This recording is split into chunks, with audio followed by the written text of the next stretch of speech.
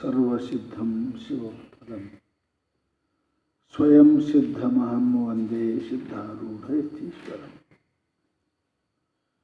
ಅಕಾರಣ ಕರುಣಾಶಾಲಿಗಳು ಪರಮೇಶ್ವರನ ಪರಾವತಾರಿಗಳಾದ ಅನಂತ ಕಲ್ಯಾಣ ಗುಣಗಣ ಸಮನ್ವಿತ ಪರಮಗುರು ಸಿದ್ಧಾರೂಢ ಮಹಾಸ್ವಾಮಿಗಳ ಪಾವನ ಚರಣಗಳಿಗೆ ಪಡುಮಟ್ಟು ಗುರುದೇವರಿಗೆ ವಂದಿಸಿ ಸಮಸ್ತ ವೇದಾಂತ ಶಾಸ್ತ್ರವನ್ನು ಕನ್ನಡದಲ್ಲಿ ಪ್ರತಿಪಾದಿಸಿದ ಶ್ರೀಮನ್ ನಿಜಗುಣ ಶಿವಯೋಗಿಗಳ ಚರಣಾರವಿಂದಗಳಿಗೆ ವಂದಿಸಿ ಯಾಜ್ಞವಲ್ಕ್ಯ ಮಹರ್ಷಿಗಳು ಸತಿಯಳಾದ ಮೈತ್ರಾದೇವಿಯನ್ನು ಕುರಿತು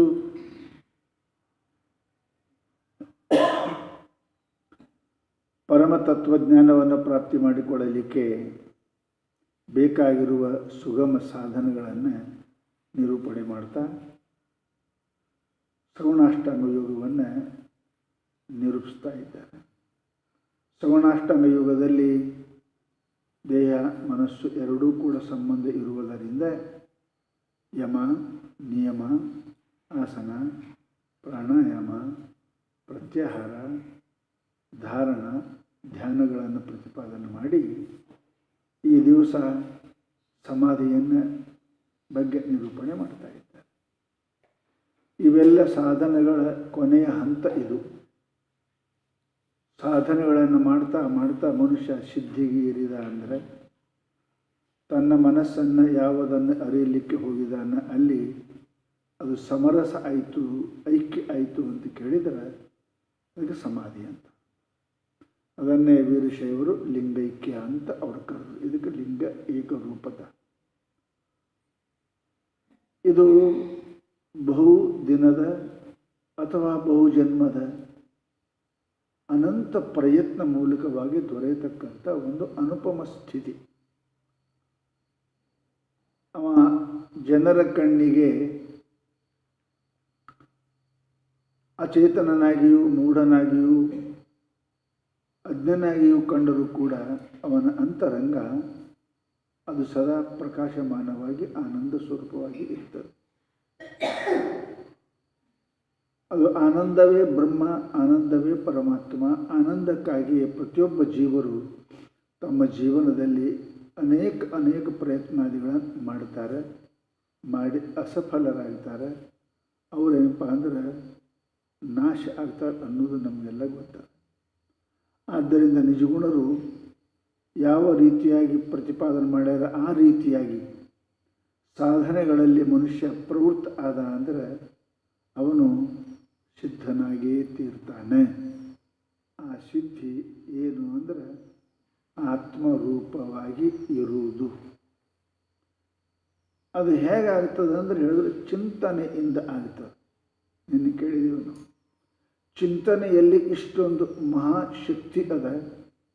ನಿರೋಗವು ಆರೋಗ್ಯವು ಚಿಂತನೆಯಿಂದನೇ ಬರ್ತದೆ. ಅದಕ್ಕೆ ಮನಸ್ಸು ಕೂಡ ವ್ಯಾಧಿ ಅದು. ಇದೊಂದು ಮಾನಸಿಕ ವ್ಯಾಧಿ ಅಂತ ಕರೀತಾರೆ. ಇದಕ್ಕೆ ಶಾಸ್ತ್ರದಾಗ ಮನೋರೋಗ ಅಂತಲೂ ಕರೀತಾರೆ. ಈ ಮನ ರೋಗ ಆಗಲಿಕ್ಕೆ ಕಾರಣ ಏನು ಅಂತ ಕೇಳಿದರೆ ಯಾವುದಕ್ಕೆ ಕೊಡಬೇಕು ಅದನ್ನು ಬಿಟ್ಟು ಭಿನ್ನ ಆಹಾರವನ್ನು ಕೊಟ್ಟೇವಿಂದ ರೋಗ ಬರ್ತದೆ. ಕಣ್ಣಿನ ಆಹಾರದ, ಕಿವಿ ಆಹಾರದ, ಬಾಯಿ ಆಹಾರದ, ಇಂದ್ರಿಯಗಳ ಆಹಾರ ಇದ್ದಂಗೆ ಮನಸ್ಸಿನೂ ಕೂಡ ಒಂದು ಆಹಾರದ. ಯಾವ ಆಹಾರ ಸುಪಾಚ್ಯ ಇರಬೇಕು ಅದಕ್ಕೆ ನಾವು ಆಹಾರ ಅಂತೀವಿ.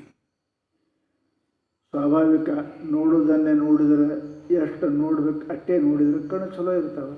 ನೋಡಬಾರ್ದು ನೋಡಿದ್ರಿ, ಹೆಚ್ಚಿಗೆ ನೋಡಿದ್ರಿ ಅಂದ್ರೆ ಟಿ ವಿ ನೋಡಿದ್ರೆ ಕಣ್ಣು ಹೋಗ್ತಾವೆ. ಶಬ್ದ ಅಧಿಕವಾದ ಆವಾಜ್ ಕೇಳಿದರೆ ಕಿವಿ ಹೋಗ್ತಾವೆ.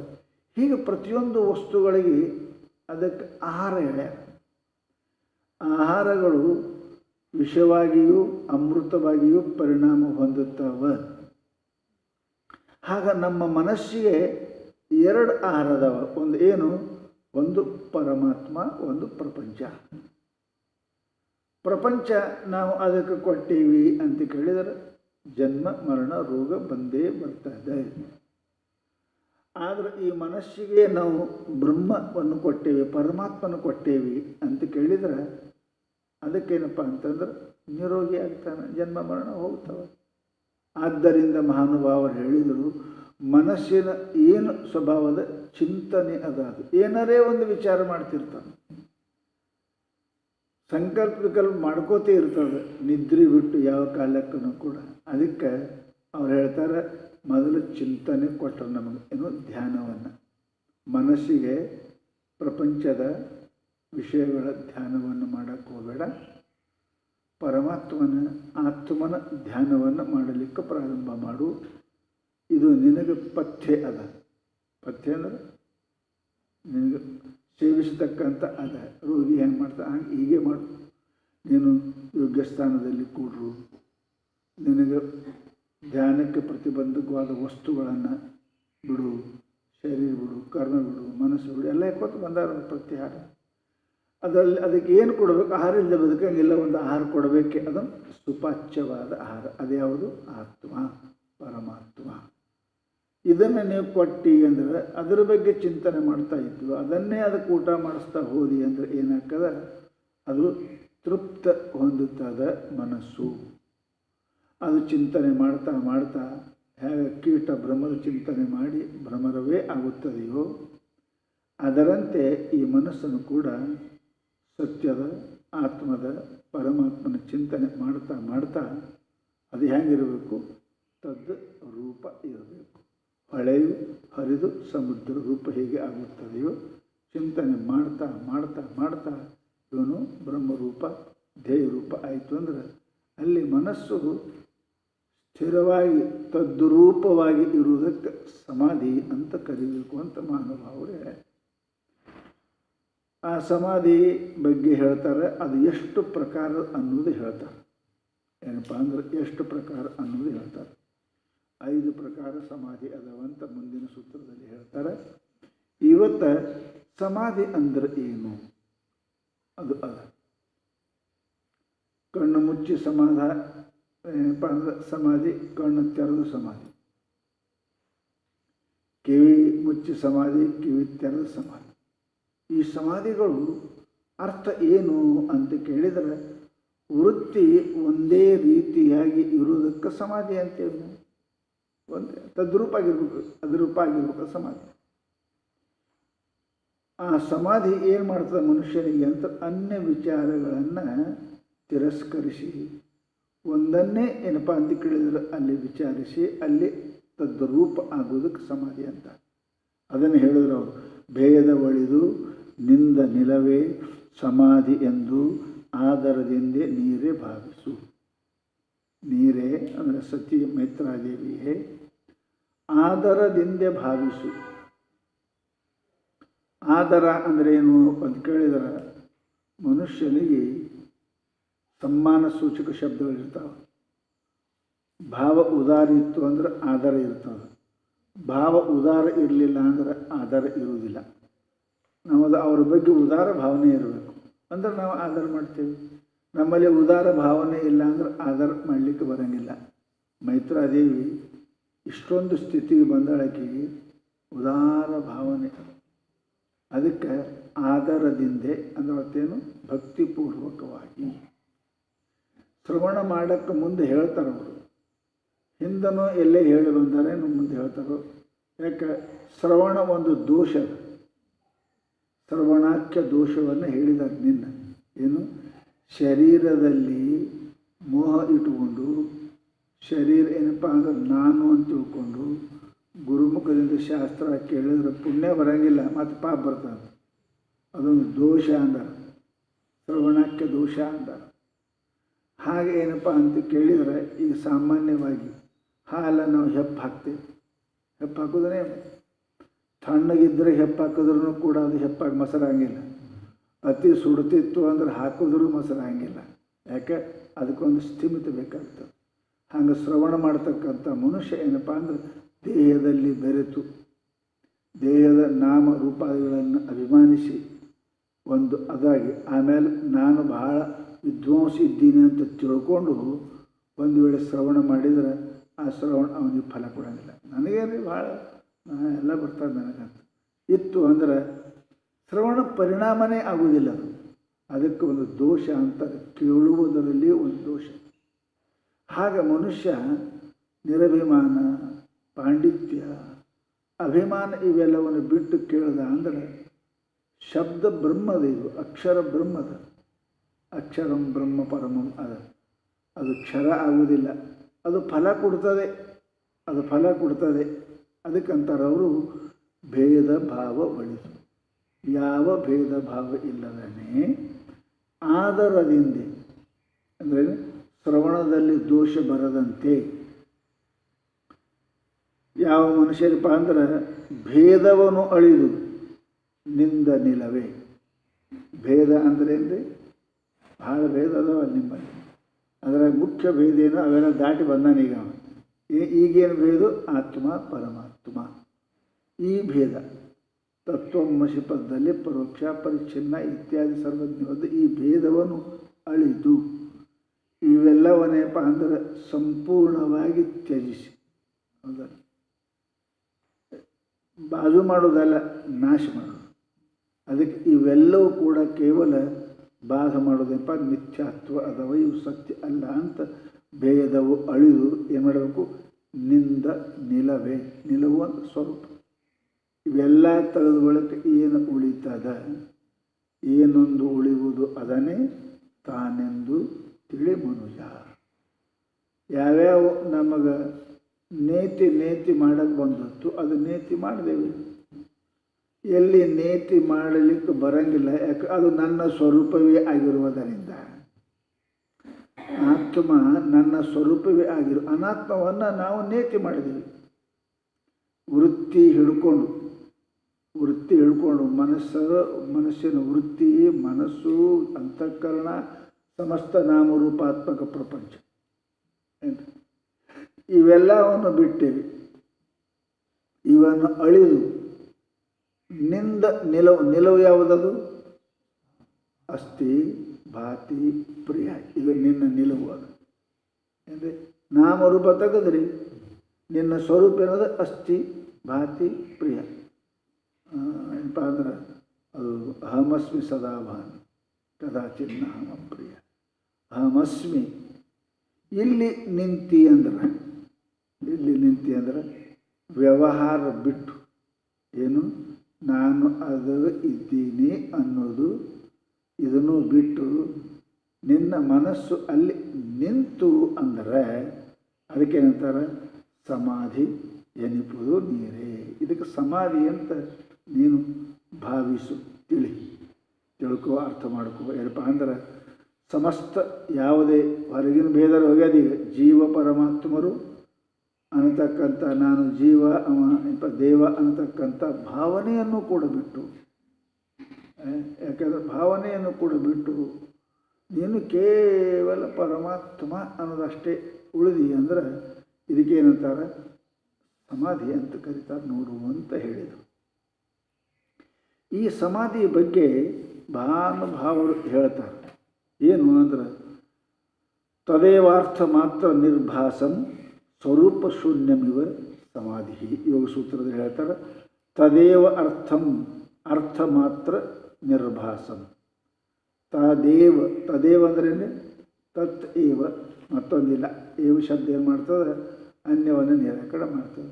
ಒಂದೇ, ಅರಿವೊಂದೇ, ಬ್ರಹ್ಮ ಒಂದೇ, ಪರಮಾತ್ಮನೊಂದೇ. ಏನಪ್ಪ ಅಂತ ಕೇಳಿದರೆ ನಿರ್ಭಾಸಂ.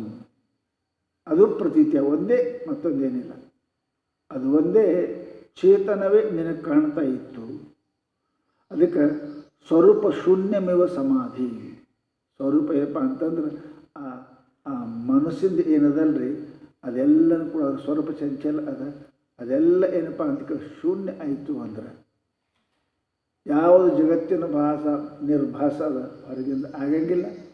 ಇದು ಮನಸ್ಸೇನಪ್ಪ ಅಂದ್ರೆ ಚಿಂತನೆ ಮಾಡ್ತಾ ಇತ್ತಲ್ಲ, ಅದನ್ನು ತನ್ನ ಚಿಂತನೆ ವ್ಯವಹಾರವನ್ನು ಬಿಟ್ಟು ಅಂದ್ರೆ ಅದ ಅಲ್ಲೇ ವ್ಯವಹಾರ ಬಿಟ್ಟದ. ಮೊದಲ ಪ್ರಪಂಚದ ಬಿಡ್ತು, ಏನು ಹಿಡಿತು? ಸೋಹಂ ಸೋಹಂ ಸೋಹಂ ಅಂತ ನಿಧಿಧ್ಯಾಸನ ಮಾಡ್ತಿತ್ತು. ಇದು ನಿಧಿಧ್ಯಾಸನ ಮಾಡುವುದು ವೃತ್ತಿ ವ್ಯವಹಾರವೇ ಮನಸ್ಸಿನ ಸ್ವರೂಪ. ಚಿಂತಿಸುವುದೇ ಮನಸ್ಸಿನ ಸ್ವರೂಪ. ಅದು ಕೂಡ ಏನಪ್ಪ ಅಂದ್ರೆ ಹೋಯಿತು ಅಂದ್ರೆ ಎಲ್ಲಿ ಯಾವುದರಲ್ಲಿ ನಿಂತು ಚಿಂತನೆ ಮಾಡ್ತಿತ್ತು ಅಲ್ಲಿ ಹೋಗಿ ನಿಂತು ಒಳಗೆ ಏನಪ್ಪ ಅಂದ್ರೆ ಅದರ ವ್ಯವಹಾರ ಶೂನ್ಯ ಆಯಿತು ಅಂದ್ರೆ ಮನುಷ್ಯಂದು ಏನಂತಾರೆ, ಇದಕ್ಕೆ ಸಮಾಧಿ ಅನ್ನಬೇಕು ಅಂತ ಯೋಗ ಸೂತ್ರದಲ್ಲಿ ಹೇಳ್ತಾರೆ.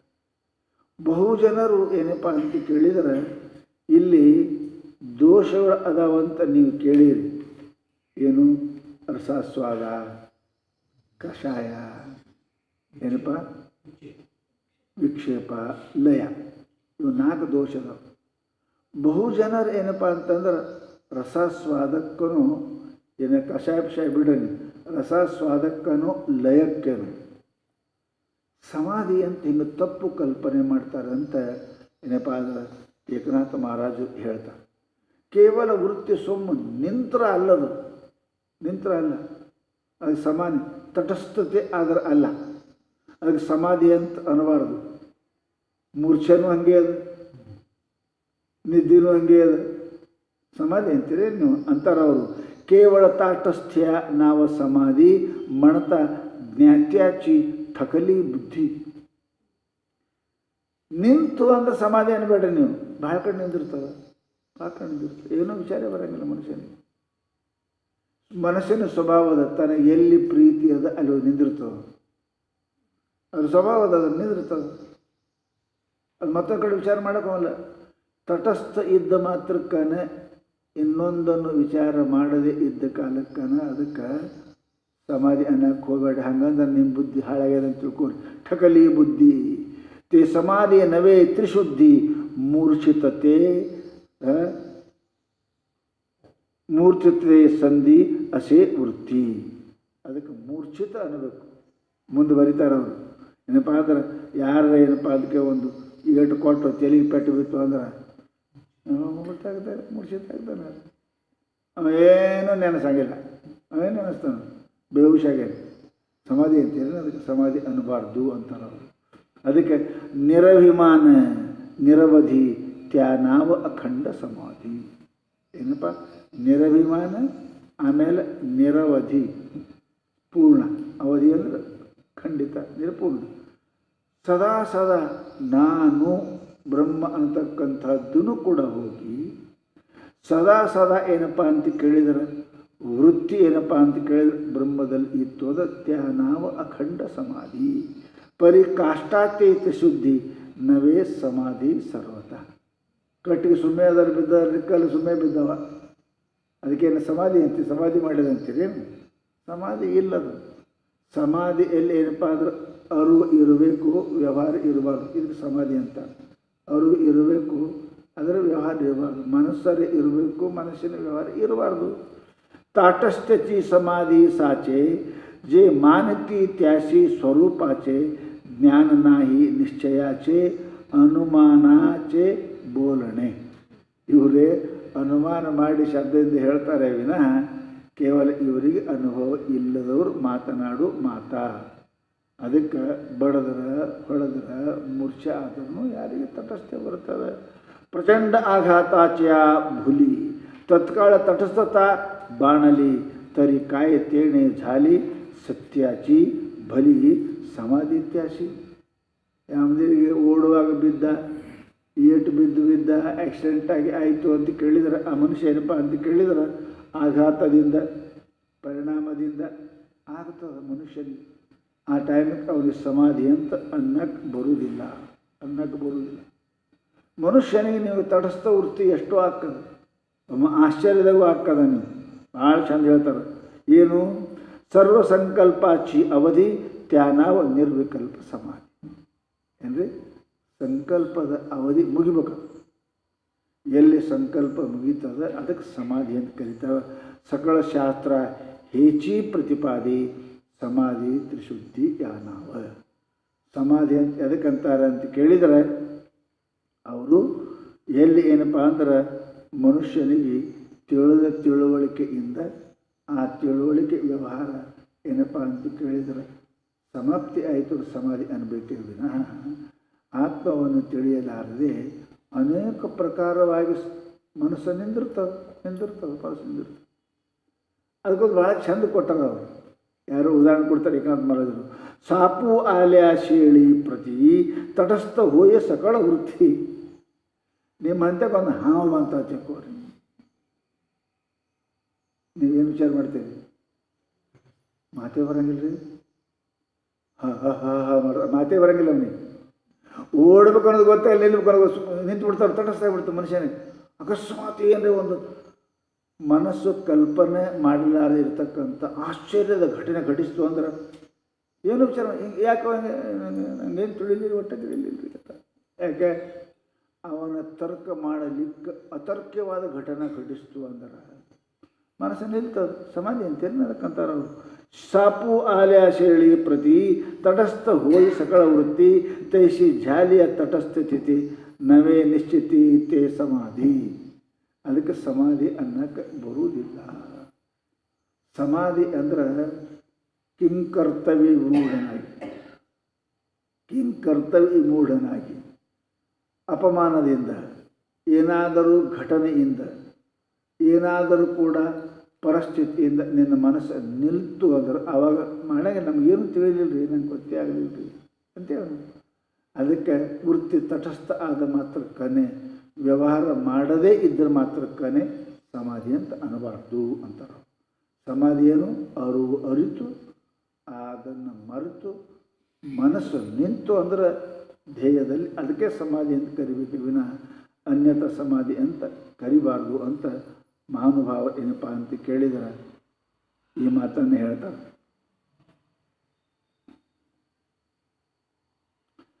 ಅಕಸ್ಮಾತ್ ಅವಚಿತ ದಿವ್ಯ ಸ್ವರೂಪ ದೇಕತಾ ಪ್ರಥಮ ದೃಷ್ಟಿ ನ ಸಂವತ್ಸು ವಿಸ್ಮಯೋ ಉಠಿ ತೋಹಿ ಜರ ಊನಿಯ ಪೂಟಿ ದಶ ಜೆ ಉಠಿ ತೇ ಸಮಾಧಿ. ಅದಕ್ಕಂತಾರ ಎಲ್ಲರೇ ಆಶ್ಚರ್ಯ ಘಟನೆ ಘಟಿಸಿದ್ರು ಅಂದ್ರೆ ಅಕಸ್ಮಾತ್ ನಾವು ನೋಡಲಾರ್ದಂತೂ ಕಂಡೇವಿ, ಕೇಳಲಾರ್ದು ಕೇಳಿದೇವಿ. ಅಂಥದ್ರಾಗ ನಮ್ಮದೇನಾಗ್ತದೆ, ಮನಸ್ಸು ಆ ವಸ್ತು ಕೇಳುವುದರ ಬಗ್ಗೆ ವಿಚಾರ ಮಾಡೋಕ್ಕೆ ಸಾಧ್ಯ ಇಲ್ಲ, ತಟಸ್ಥ ಆಗಿಬಿಡ್ತದೆ. ನೋಡೋದ್ರ ಬಗ್ಗೆ ವಿಚಾರ ಮಾಡೋಕ್ಕೆ ಏನಪ್ಪ ಇದು ಹೆಂಗೆ? ಅರ್ಜುನ ತಟಸ್ಥ ಏನು? 11ನೇ ಅಧ್ಯಾಯದಲ್ಲಿ ಅದು ರೂಪ ತೋರಿಸಿದ ಕೂಡಲೇ ಹುಚ್ಚಾಗಿ ನಿಂತವ, ಏನು ನನಗೆ ಗೊತ್ತಾಗಬಲ್ಲು ಅಂದ. ಆವಾಗ ಪರಮಾತ್ಮಕ್ಕೆ ನಾನೇ ಬುದ್ಧಿ ಕೊಡ್ತೀನಿ ತಗೊಂಡೆ ಅಂದ. ಯಾಕೆ? ವೃತ್ತಿ ಸ್ಥಿರ ಹಾಕದ. ಏನು? ಅಸಾಧಾರಣ ರೂಪ, ಅಸಾಧಾರಣ ಶಬ್ದ, ಅಸಾಧಾರಣ ಗಂಧ, ಅಸಾಧಾರಣ ಸ್ಪರ್ಶ ಆಯಿತು ಅಂದ್ರೆ ಮನುಷ್ಯನಿಗೆ ಅದರ ಬಗ್ಗೆ ತುರಂತ ನಿರ್ಣಯ ತಗೊಳಕ್ಕೆ ಬರುವುದಿಲ್ಲ. ಅವನಿಗೆ ಏನು ಮಾಡ್ತಾ ವೃತ್ತಿ ಸುಮ್ಮನೆ ನಿಂತು ಬಿಡ್ತದೆ. ಯಾರು ಬಂದಾಕದ ಏನು ವಿಚಾರ ಮಾಡೋಂಗಿಲ್ಲ, ಅದು ಮಾಡೋಕ್ಕೆ ಬರೋಂಗಿಲ್ಲ ಅದಕ್ಕೆ. ಯಾಕೆ? ಅದೆಂದೂ ಕಲ್ಪನೆ ಮಾಡಲಾದಿರ್ತಕ್ಕಂಥ ಘಟನೆ ಘಟಿಸ್ತು ಅಂದರೆ ಬುದ್ಧಿ ಅದರ ಬಗ್ಗೆ ವಿಚಾರ ಮಾಡಲಿಕ್ಕೆ ಸಾಧ್ಯನೇ ಇಲ್ಲ, ಸುಮ್ಮನೆ ನಿಂತು ಬಿಡ್ತದೆ. ಸುಮ್ಮನೆ ನಿಂತ ಮಾತ್ರಕ್ಕೆ ಸಮಾಧಿ ಅನ್ನಬಾರ್ದು. ಯಾಕೆ? ಆತ್ಮನ ಅರ್ಥ ನಿಲ್ಬೇಕದು. ಇದು ಮರೆತು ನಿಂತದ, ಇದಕ್ಕೆ ತಟಸ್ಥ ಅನ್ನಕ್ಕೆ ಬರೋಂಗಿಲ್ಲ ಅಂತ ಹೇಳ್ತಾರೆ ಅವರು. ಅದಕ್ಕೆ ಸಮಾಧಿ ಅಂದರೆ ಇವರು ಮಹಾತ್ಮರು ಅದನ್ನೇ ನಮಗೆ ಈಗ ನಿರೂಪಣೆ ಮಾಡ್ತಾ ಇದ್ದಾರೆ. ಭೇದ ಒಳಿದು ನಿಂದ ನಿಲವೇ ಸಮಾಧಿ ಎಂದು ಆಧಾರದಿಂದ ನೀರೇ ಭಾವಿಸು. ಭೇದ ಒಳಿದು ಏನಪ್ಪ? ಜೀವಾತ್ಮ ಪರಮಾತ್ಮ ಅವ ಬೇರೆ ನಾ ಬೇರೆ ಅಂತ ಏನು ಅರ್ಥನಲ್ಲ, ಅರ್ಥದ್ದು ಕಿಂಚನ ಮಾತ್ರ ಶೇಷ ಉಳಿಯದಂಗೆ. ಅದೇನು ಭೇದ ತಿಳಿದಿದ್ದಲ್ಲ ಮೊದಲು, ಈಗ ಅದೆಲ್ಲ ಹೋಗಿ ತದ್ರೂಪ ತದಾಕಾರ ತತ್ಸ್ವರೂಪ ಆಗಿ ಉಳಿದಿ ಅಂದರೆ ಇದಕ್ಕೆ ಸಮಾಧಿ ಅಂತಾರೆ.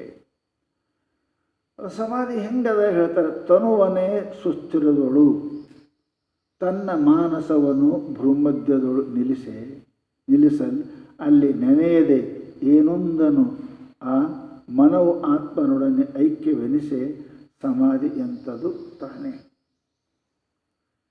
ಎಲ್ಲನೂ ಕೂಡ ಮುಖ್ಯ ಪ್ರಪಂಚ ಪರಮಾರ್ಥ ನಿಂತದ್ದೇ ಮನಸ್ಸಿನ ಮೇಲೆ. ಎಲ್ಲೋ ಇಂಗ್ಲೆಂಡ್ದಿಂದ ಭಾರತಕ್ಕೆ ಬರೋಕ್ಕೆ ಒಂದೆಲ್ಲೋ ಕಾಲುವೆ ಅದ ರೀ, ಪನಾಮ ಯಾವುದೊಂದು ಕಾಲುವೆ ಅಂತ, ಅಲ್ಲಿ ಬ್ರಿಡ್ಜ್ ಕಟ್ಟ್ಯಾರ ಅಂದ್ರೆ ನಮ್ಮ ಭಾರತದವ್ರಿಗೆ ಕಟ್ಟ್ಯಾರ. ವಿಶ್ವೇಶ್ವರಯ್ಯ ಮೋಕ್ಷಗುಂಡಂ ಕಟ್ಟ್ಯಾರ. ಅದ್ರ ಮೇಲೆ ತನ್ನ ಹೆಸರು ಬರೆದಲ್ಲಿ ಮೇಡ್ ಬೈ ಇಂಡಿಯಾ ಅಂತ ಬರೆದಂತೆ. ಇಂಡಿಯಾ ಮಾಡಿದ.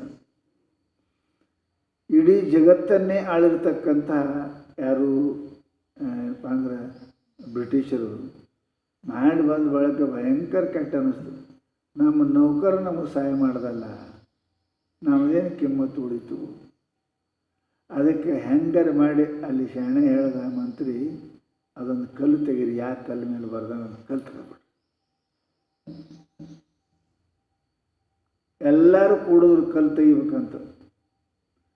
ಅದು ಒಂದು ಕಲ್ಲು ತೆಗೆದ್ರಿ ಅಂದರೆ ಇಡೀ ಡ್ಯಾಮನೇ ಬೀಳ್ತದೆ.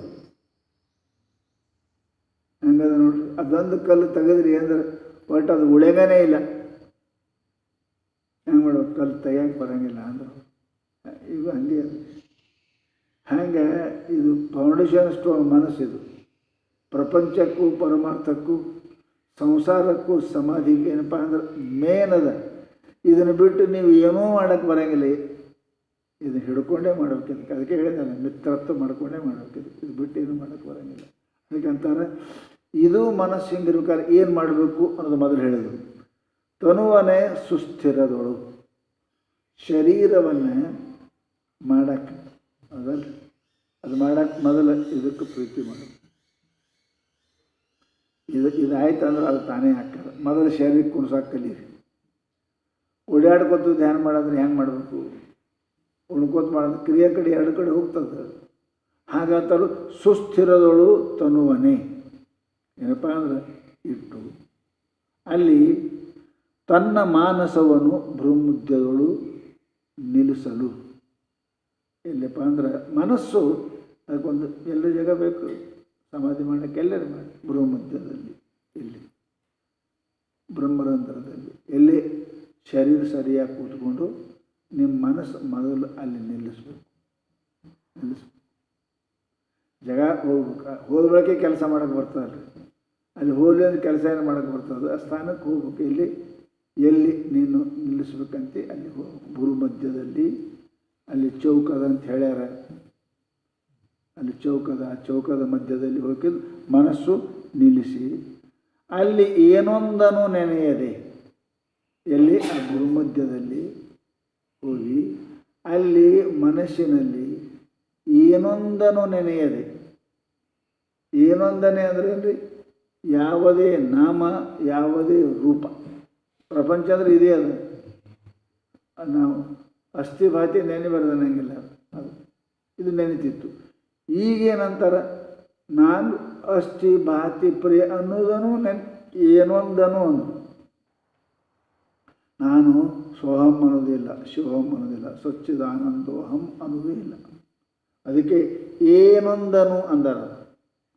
ಅದುವರೆ ನೆನೆಬಾರ್ದಂತ ಮೊದಲೇ ಬಿಟ್ಟಿರಿ. ಹೌದು, ನಾಮರೂಪಗಳು ಮೊದಲೇ ಬಿಟ್ಟಿರಿ. ಈಗ ಅಸ್ಥಿ ಭಾತಿ ನೆನೆಸಕತ್ತಿರಲ್ಲ, ನಾನು ಸೋಹಂ ಸಚ್ಚಿದಾನಂದ ಅದೂ ಇಲ್ಲ. ಏನೊಂದನು ನೆರೆಯದೆ.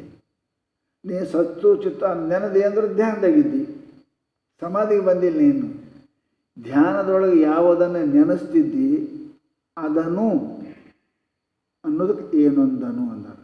ಅದನ್ನು ನೆನೆಯದೆ ಏನು ಮನವು, ಆ ಮನಸ್ಸು ಯಾವುದು ನೆನೆತದೆ, ಈ ಮನಸ್ಸು ಆ ಮನಸ್ಸು ಏನೊಂದನು ನೆನೆಯದೆ ಆತ್ಮನೊಡನೆ. ಯಾಗ್ರಿ, ಆತ್ಮನ ಜೊತೆಗೆ ಪರಮಾತ್ಮನ ಜೊತೆಗೆ ಏನಪ್ಪ ಐಕ್ಯವು ಎನಿಸೆ ಒಂದು ಆಗ್ಯದಂತ ನಿಮಗೆ ಅನ್ನಿಸ್ತು ಅಂದ್ರೆ ಅದು ಸಮಾಧಿ ಎಂತವುದು ತಾನೇ. ಅದಕ್ಕೇನಂತಾರೆ ಸಮಾಧಿ ಅಂತ. ನಾವು ಧ್ಯಾನದಲ್ಲಿ ನೆನೆತಿದ್ದೇವೆ. ನೆನೆದು ನೆನೆದು ನೆನೆದು ಏನಾಯಿತು ಅಂತ ಕೇಳಿದ್ರೆ ಅದನ್ನು ಬಿಟ್ಟು ಪ್ರಾಕ್ಟೀಸ್ ಎಷ್ಟು ತಕ್ಕ ಮಾಡಿದ್ರಿ. ಸಾಹಿತ್ಯಕ್ಕೆ ಪ್ರಾಕ್ಟೀಸೇ ಅದೇನು ಬಿಡ್ಬೇಕು.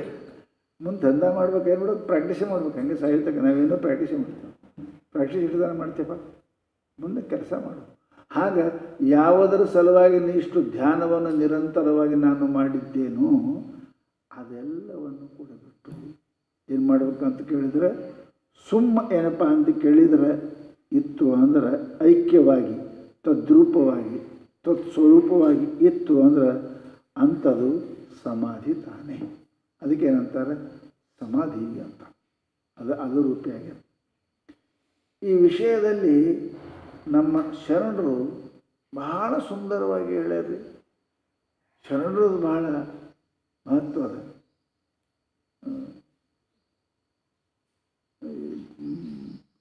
ತುಕಾರಾಮಾದಿ ಶರಣರು ಕೂಡ ಭಾಳ ಹೇಳ್ಯಾರ. ಅದು ಪುಸ್ತಕ ನಂದು ಎಲ್ಲೇ ಹೋಗಿ ಸಿಗೋದು. ಸಕಲ ಸಂತ ಗಾಥಾ ಎಲ್ಲ ಸಿಗೋದು ಹುಡುಕಾಡ. ಆದರೆ ಶರಣರು ಎಷ್ಟು ಚಂದ ಹೇಳ್ತಾರೆ. ಅದು ಹೆಂಗೆ ಇರ್ತದೆ ಐಕ್ಯ, ಸಮಾಧಿ ಹೆಂಗಿರ್ತದೆ ಅನ್ನೋದು ಇಷ್ಟು ಸುಂದರವಾಗಿ ಪ್ರತಿಪಾದನೆ ಮಾಡ್ಯಾರ. ಅಳಿಯೊಳಡಗಿದ ಪರಿಮಳದಂತೆ.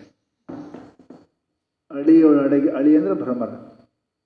ಅಳಿಯೊಳಡಗಿದ ಪರಿಮಳದಂತೆ, ಪತಂಗದೊಳಡಗಿದ ಅನಲನಂತೆ, ಶಶಿಯೊಳಡಗಿದ ಷೋಡಶ ಕಲೆಯಂತೆ, ಉಲು ಅಡಗಿದ ವಾಯುವಿನಂತೆ, ಶಿಡಿಲೊಡಗಿದ ಗಾತ್ರದ ತೇಜದಂತೆ ಇರಬೇಕಯ್ಯ ಯೋಗ ಎನ್ನ ಲಿಂಗೈಕ್ಯನೆಯನ್ನ ಅಜಗಳನ್ನ ತಂದೆಯಂತೆ. ಬಹಳ ಸುಂದರವಾಗಿ ಆ ತಾಯಿ ನಮಗೆ ಉಪದೇಶ ಮಾಡ್ತಾಳೆ. ಸಮಾಧಿ ಅಂದರೆ ಏನು? ಬರಬಾರದ ಬಾಯಿದೆ. ಅವ್ರ ಕಥೆಯದ ಅಜಗಳನ್ನ ತಂದೆ ಅಂದರು. ಅವರು ನಿರಂತರವಾಗಿ ಅಂತರದಲ್ಲಿ ಪರಮಾತ್ಮ ಸ್ವರೂಪ ಓಂ ನಮಃ ಶಿವಾಯ ಅಂತಿದ್ರಂತ್ರಿ. ಬರುವಾಗ ಬಾಗಿಲು ಬಡಿದ್ರೆ ಓಂ ನಮಃ ಶಿವಾಯ ಅಂದ್ರು ಅಂತ. ಹೊರಗೆ ಎಂದೂ ಹೊರಗೆ ಅಂದಿಲ್ಲಕ್ಕೆ ಕೇಳೇ ಇಲ್ಲ. ಎಣ್ಣ ಹೆಂಗೆ ಹೊರಗೆ ಬತ್ತು ಅಂದ್ಲಕ್ಕೆ ಒಳಗಿದ್ದದ್ದು. ಹೆಂಗಿರಬೇಕು, ಹಿಂಗಿರಬೇಕು. ಅಳಿಯೊಳಡಗಿದ ಪರಿಮಳದಂತೆ. ಈಗ ಭ್ರಮರ ಸುಗಂಧವನ್ನು ಹಿರ್ಕೋತದ ಪರಿಮಳ. ಅದು ಹಿರ್ಕೋ ಬಳಕ ಪರಿಮಳಕ್ಕೂ ಆ ಗುಂಗಿ ಹುಳಕ್ಕೂ ಬೇರೆ ಮಾಡೋಕ್ಕೆ ಬರ್ತದೆ ಏನು? ಭ್ರಮರಕ್ಕೂ ಬೇರೆ ಮಾಡೋಕ್ಕೆ ಬರೋಂಗಿಲ್ಲ. ಅದು ತದ್ರೂಪ ಆಗ್ಯದ.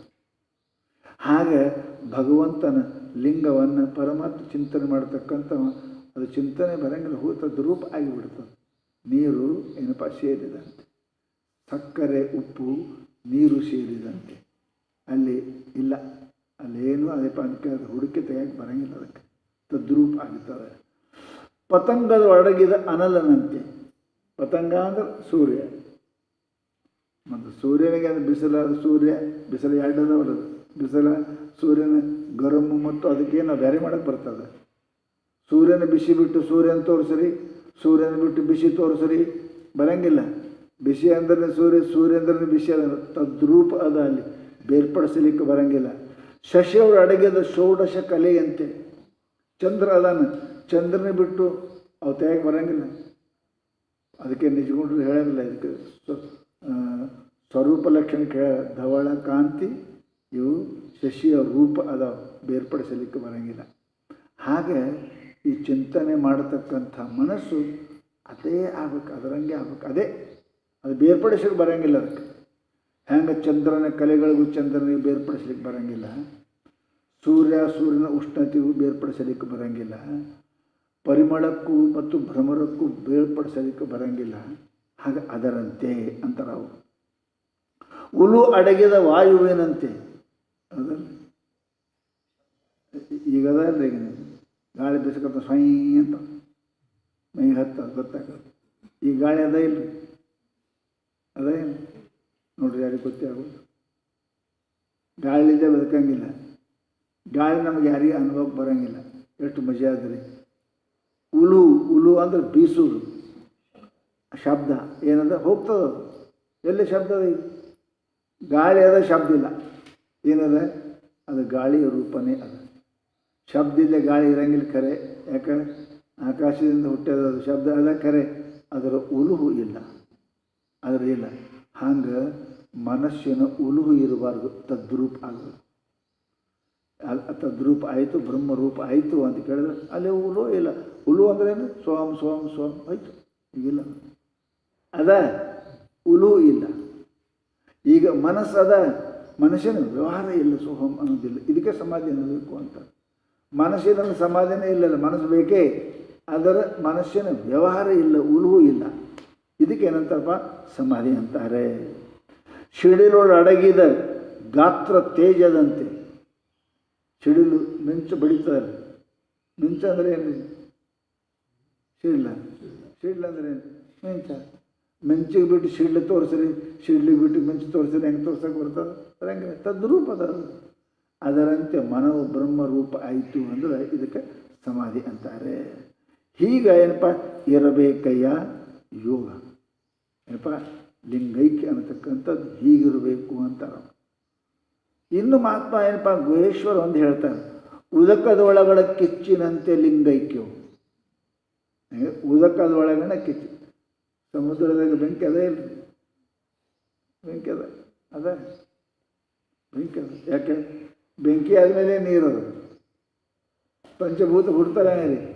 ಮೊದಲು ಬೆಂಕಿ, ಆಮೇಲೆ ನೀರ, ಮತ್ತು ನೀರಾಗ ಬೆಂಕಿ ಇದ್ದೇ ಇರ್ತದೆ, ನೀರಾಗ ಬೆಂಕಿ ಇದ್ದೇ ಇರ್ತದೆ. ಸಮುದ್ರದಾಗ ಒಡವಾಗ್ನಿ ಅಂತ ಅಂತೇವಲ್ಲ ನೋಡ್ರಿ, ಅಂಥ ಒಡವಾಗ್ನಿ, ಒಳ ಭಯಂಕರದ ಅಂತ್ರಿ.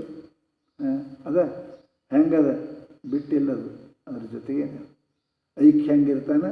ಈ ಮನಸ್ಸು ಸಮುದ್ರದೊಳಗೆ ನೀರಿನೊಳಗೆ ಬೆಂಕಿ ಹೆಂಗೆ ತದ್ರೂಪವಾಗಿ ಅಡಿಗದ, ಹಾಗೆ ಏನಪ್ಪ ಅಂದ್ರೆ ಈ ಮನಸ್ಸು ಹೋಗಿ ಆ ಪರಮಾತ್ಮನಲ್ಲಿ ಅಡಗುತ್ತೋ ಅಂದರೆ ಇದಕ್ಕೆ ಸಮಾಧಿ ಅಂತಾರೆ, ಲಿಂಗೈಕ್ಯ ಅಂತಾರೆ. ಅಡಗಿದಂತೆ ವಾಯು ನುಂಗಿದ ಪರಿಮಳದಂತೆ ಲಿಂಗೈಕ್ಯ. ಹೌದಲ್ರಿ, ಈಗ ಹೂದೋಟಿನ ಮೇಲಿಂದು ಬಗೀಚ ಮೇಲಿಂದು ಗಾಳಿ ಬಂತು ಅಂದರೆ ಗಾಳಿನೇ ನಮ್ಮ ಮೇಲೆ ಹತ್ತದ, ಅದು ಸುವಾಸ ಗೊತ್ತಾಗಲ್ಲ ನೋಡ್ರಿ. ಹಂಗೆ ಸುವಾಸನೆ ಗಾಳಿ, ಗಾಳಿನೇ ಸುವಾಸನೆ, ಹಂಗೆ ಏಕಾಗ್ಯದ ನೋಡ್ರಿ. ಹಾಗೆ ಅಂತಾರವರು. ಜೀವ ಏನೊಂದು ನೆನೆಸದೆ, ಮನವು ಏನೊಂದು ನೆನೆಸದೆ, ಮೊದಲು ಹೊರಗಿಂದ ನೆನೆಸ್ತಿತ್ತು, ಈಗ ಒಳಗಿಂದ ನೆನೆಸ್ತದೆ. ಅಸ್ಥಿ ಭಾತಿ ಇದನ್ನು ಕೂಡ ಏನು ಇಲ್ಲದೇ ಅದು ತದ್ರೂಪ, ಗಾಳಿಯ ರೂಪ ಗಂಧ ಹೇಗೆ ಆಗುತ್ತದೆಯೋ ಅದರಂತೆ ಈ ಮನಸ್ಸು ಬ್ರಹ್ಮರೂಪ ಆಯಿತು ಅಂದ್ರೆ ಇದಕ್ಕೆ ಸಮಾಧಿ ಲಿಂಗೈಕ್ಯ ಅನ್ನಬೇಕು. ಉರಿಯೊಳಡಗಿದ ಕರ್ಪೂರದಂತೆ ಲಿಂಗೈಕ್ಯವು. ಕರ್ಪೂರಕ್ಕೆ ಬೆಂಕಿ ಹಚ್ಚಿದ್ರೆ ಹೆಂಗದ ನೋಡ್ರಿ, ವಾಸನ ಬರ್ತಾ ಇಲ್ರಿ. ಎಲ್ಲದ ಕರ್ಪೂರ ಇಲ್ಲ, ವಾಸನ ಅದ. ಹಾಗೆ ಬೆಂಕಿಯಾಗ ಕರ್ಪೂರ ಸುಟ್ಟು ಹೆಂಗೆ ಕೂಡಿ ತಂದು ವಾಸನ ಇರ್ತದೆ, ಅದರಂತೆ ಈ ಮನಸ್ಸು ಬಾಹ್ಯ ಚಿಂತನೆಯನ್ನು ಬಿಟ್ಟು ಎಲ್ಲ ಏನಪ್ಪ ಅದು ಉರಿಯಲ್ಲಿ ಅಡಗಿದ ಕರ್ಪೂರದಂತೆ ಇರಬೇಕು. ಅದಕ್ಕೆ ಲಿಂಗೈಕ್ಯ ಅನ್ನಬೇಕು. ಆಲಿ ನುಂಗಿದ ನೋಟ ನುಂಗಿದ ಕೂಟ, ಭಾವ ಅಳಿದ ಬಯಲಂತೆ. ಹೆಂಗಿರ್ಬೇಕ್ರಿ ಎಲ್ಲ ನೋಡ್ರಿ. ನಾವು ಕಣ್ಣು ನೋಡ್ತೇವೆ, ಆಲಿ ಅಂದ್ರೆ ಇವದವಲ್ಲ ನೋಡ್ತೇವೆ, ಅದು ರೂಪ ನೋಡ್ತೇವಲ್ಲ, ಅದು ಹೆಂಗೆ ಹಾಕೋದ್ರಿ, ಈ ಕಣ್ಣಿನ ರೂಪನೇ ಆಗ್ಬಿಡುತ್ತೆ. ಕಣ್ಣು ಆ ರೂಪ ಹಾಕೋದು, ಅದು ಇದು ರೂಪ ಆಗ್ತದೆ, ಎರಡೂ ಒಂದೇ ಆಗ್ಬಿಡುತ್ತೆ. ಗೊತ್ತಾಗಿಲ್ಲ ನಮ್ಗೆ, ಅದು ಐಕ್ಯ ಆಗ್ತದೆ. ತೆಗೆದು ತೋರ್ಸೋಕೆ ಬರ್ತದೆ, ಏನು ನೋಡಿ ತೋರ್ಸಪ್ಪ ತೆಗೆದಂದ್ರೆ ಬರೋಂಗಿಲ್ಲ. ಯಾಕೆ ನೋಟ ರೂಪವೇ ಅದು ಹೆಂಗೆ ಹಾಕದ ಅದರಂತೆ ಲಿಂಗೈಕ್ಯವು. ಅದಕ್ಕೆ ಹೇಳಿದ್ರು ಅವರು, ಅರಿವು ಮರಹಿನಲ್ಲಿ ಅಡಗಿ, ಮರವು ಅರುವಿನಲ್ಲಿ ಅಡಗಿ, ಅರಿವು ಮರವು ಇಲ್ಲದ ನಿಜದ ನಿಲವ, ಅದಕ್ಕೆ ಸಮಾಧಿ. ಏನ್ರಿ, ಮೊದಲ ಮರತ್ರೆ ಮರಿವಿತ್ತ ಅದನ್ನು ಅರಿತ್ರಿ, ಮರು ಹೋಯ್ತು. ಹೌದಲ್ಲ, ಈ ಅರುನು ಮತ್ತು ಮರಿಬೇಕಂತ ಇದೇ ಸಮಾಧಿ.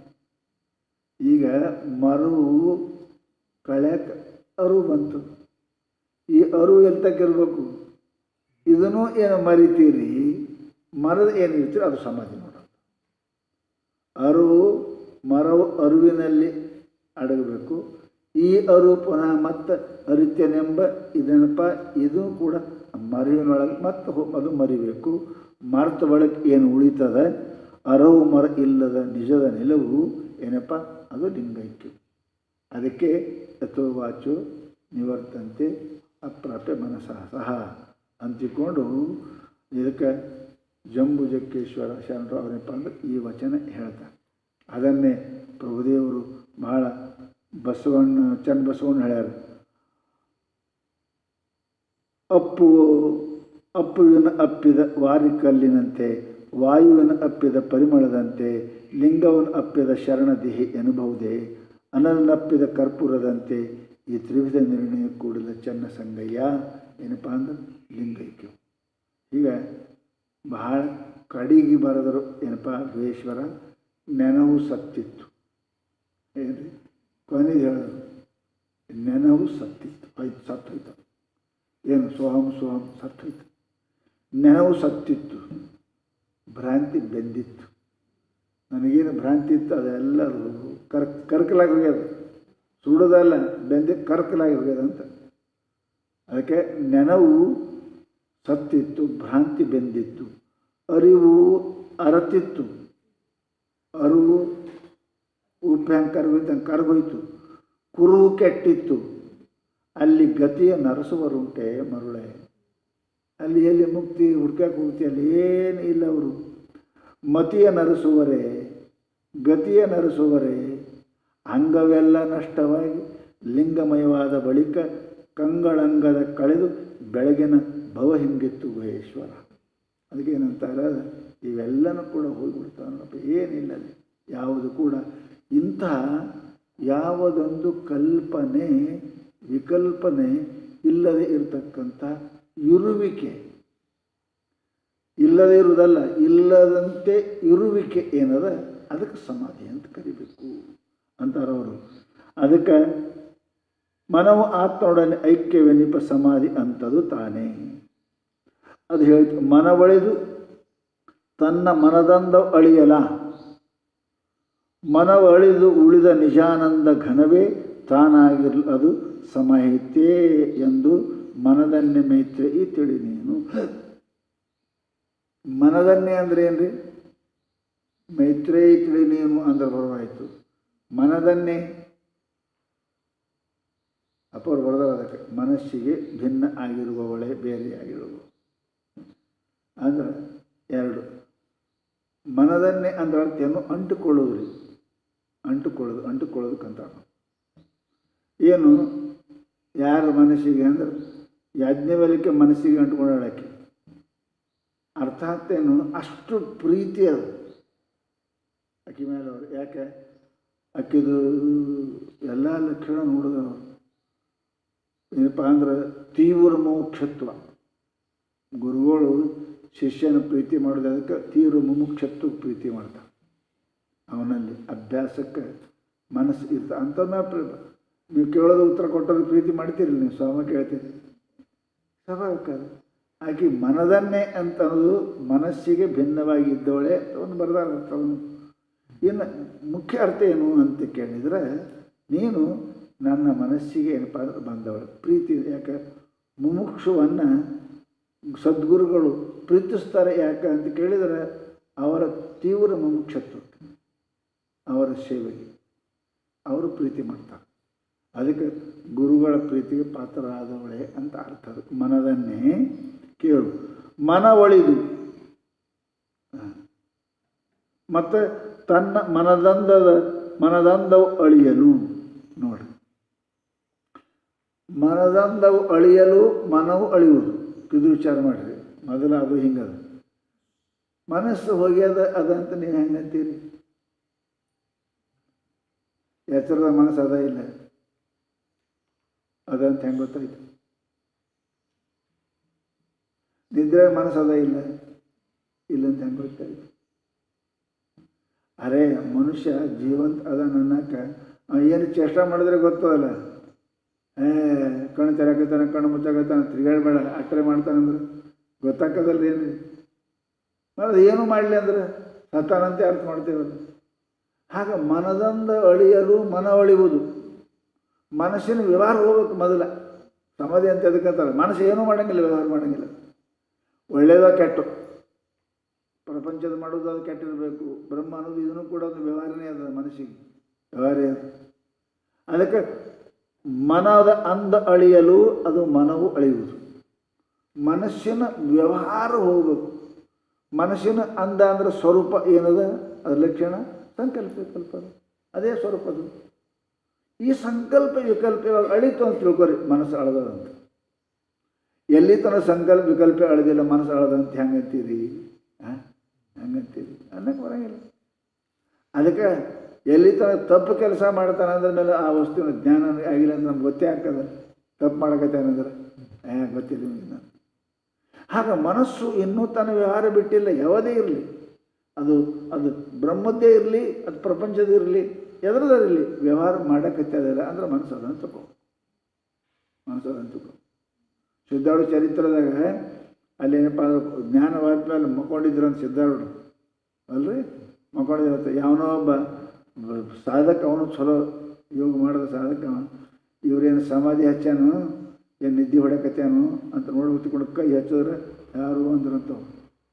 ಅವಂತ ಮಹಾತ್ಮ ಅದಾನಂದ್ರ ಮಕ್ಕೊಂಡಿಲ್ಲ ಇವ, ಕ್ರಿಯಾ ಇಲ್ಲ, ಅದಾನ ಎಚ್ಚರದ ನೋಡಂಗಿಲ್ಲ ಕೇಳಂಗಿಲ್ಲ ಸುಮ್ಮ ಹಾಗೆ ಎಚ್ಚರದಾನ.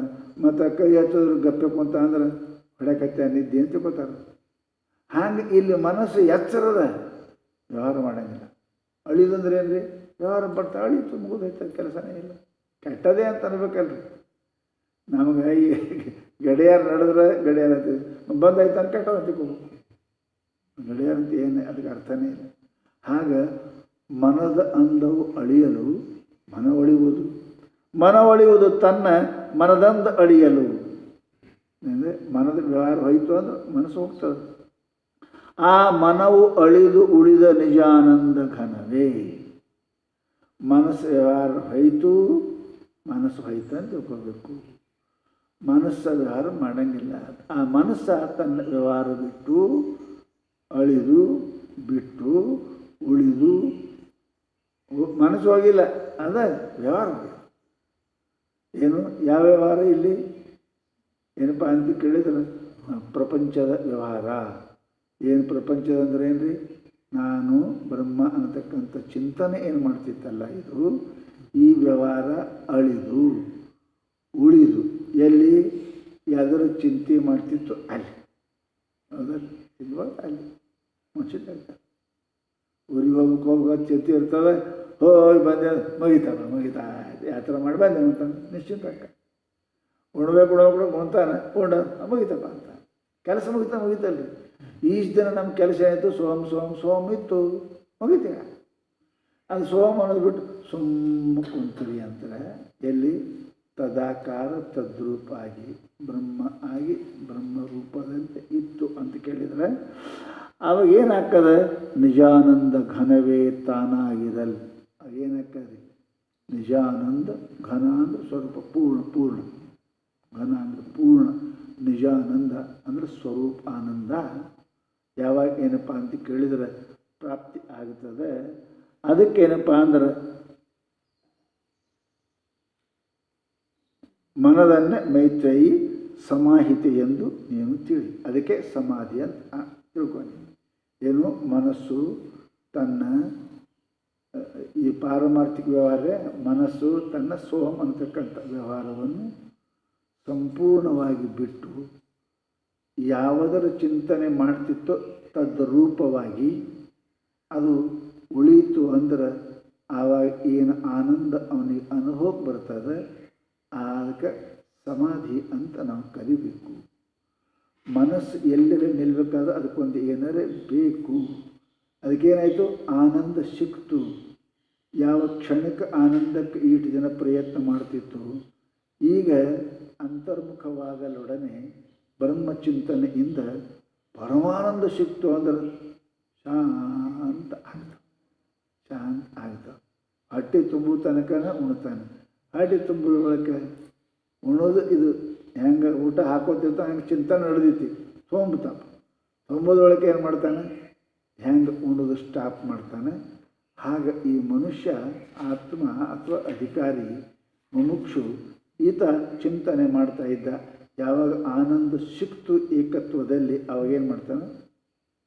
ಚಿಂತನೆ ಮಾಡುವುದು ಬಂದಾಗಿಬಿಡ್ತದೆ. ಏನಂತೀರಿ ಅದಕ್ಕೆ? ಸಮಾಧಿ ಅಂತೇಳಿ. ಇದಕ್ಕೆ ಸಮಾಧಿ ಅಂತ ಕರೀತಾರೆ. ಅಂದ್ರೆ ಮನವನ್ನು ಒಂದು ಅಣುವಿಂದೆ ನಿಲ್ಲಿಸಲ್ಲ, ಆ ಮನ ಒಳಿದು ಅನುಪಮಾನಂದವು ಆನೆಂಬುದು ನೆನೆ ನೋಡು ಉದಿಸದೆ ನೆರೆ ಮರದಿರ್ದ ಇರವನು ಸಮಾಹಿತೆ ಎಂದು ನುಡಿಯುವುದು. ಇಷ್ಟೇ. ಇಲ್ಲಿ ಸಮಾಧಿ ಅಂದ್ರೆ ಅರ್ಥ ಏನು ಅಂತ ಕೇಳಿದರೆ, ಎಷ್ಟೆಷ್ಟು ವೃತ್ತಿ ನಮ್ಮದು ಕಡಿಮೆ ಹಾಕೋತ ಬರ್ತದೆ, ಅದಕ್ಕೆ ನಾವು ಹೆಚ್ಚು ಆಯಿತು. ಲಾಭ ಅಂದರೆ ಏನು ರೀ? ನೀವು ಕೆಲಸ ಮಾಡಿ 10 ರೂಪಾಯಿ ಉಳಿದ್ರು ಲಾಭ, 20 ಉಳಿದ್ರು ಲಾಭ, 1000 ಉಳಿದ್ರು ಲಾಭ. ಉಳಿಮೆ ಅದದು. ಹೆಂಗೆ ನಿನ್ನ ವ್ಯಾಪಾರ ಹೆಚ್ಚಾಗ್ತದೆ ಹಂಗಂಗೆ ನಿನ್ನ ಲಾಭ ಹೆಚ್ಚಾಗ್ತದೆ, ಸ್ವಾಭಾವಿಕ ಹೆಚ್ಚಾಗ್ತದೆ. ಹೆಂಗೆ ನಿನ್ನ ಮನಸ್ಸಿನ ವೃತ್ತಿ ಹೆಚ್ಚಿಗೆ ನಿಲ್ಕೋತ ಹೋಗ್ತದೆ, ಹಂಗೆ ಆನಂದನ ಹೆಚ್ಚಿಗೆ ಹಾಕೋತ ಹೋಗೋದು ಸ್ವಾಭಾವಿಕ. ಅದನ್ನು ಹೇಗೆ ವ್ಯಾಪಾರ ಮಾಡ್ದಂಗೆ ಚಲೋ ಮಾಡ್ದೆ ದೊಡ್ಡದು ಮಾಡೋದು ಮತ್ತು ಬೆಳ್ಕೊತ ಹೋಗ್ತಾನೆ.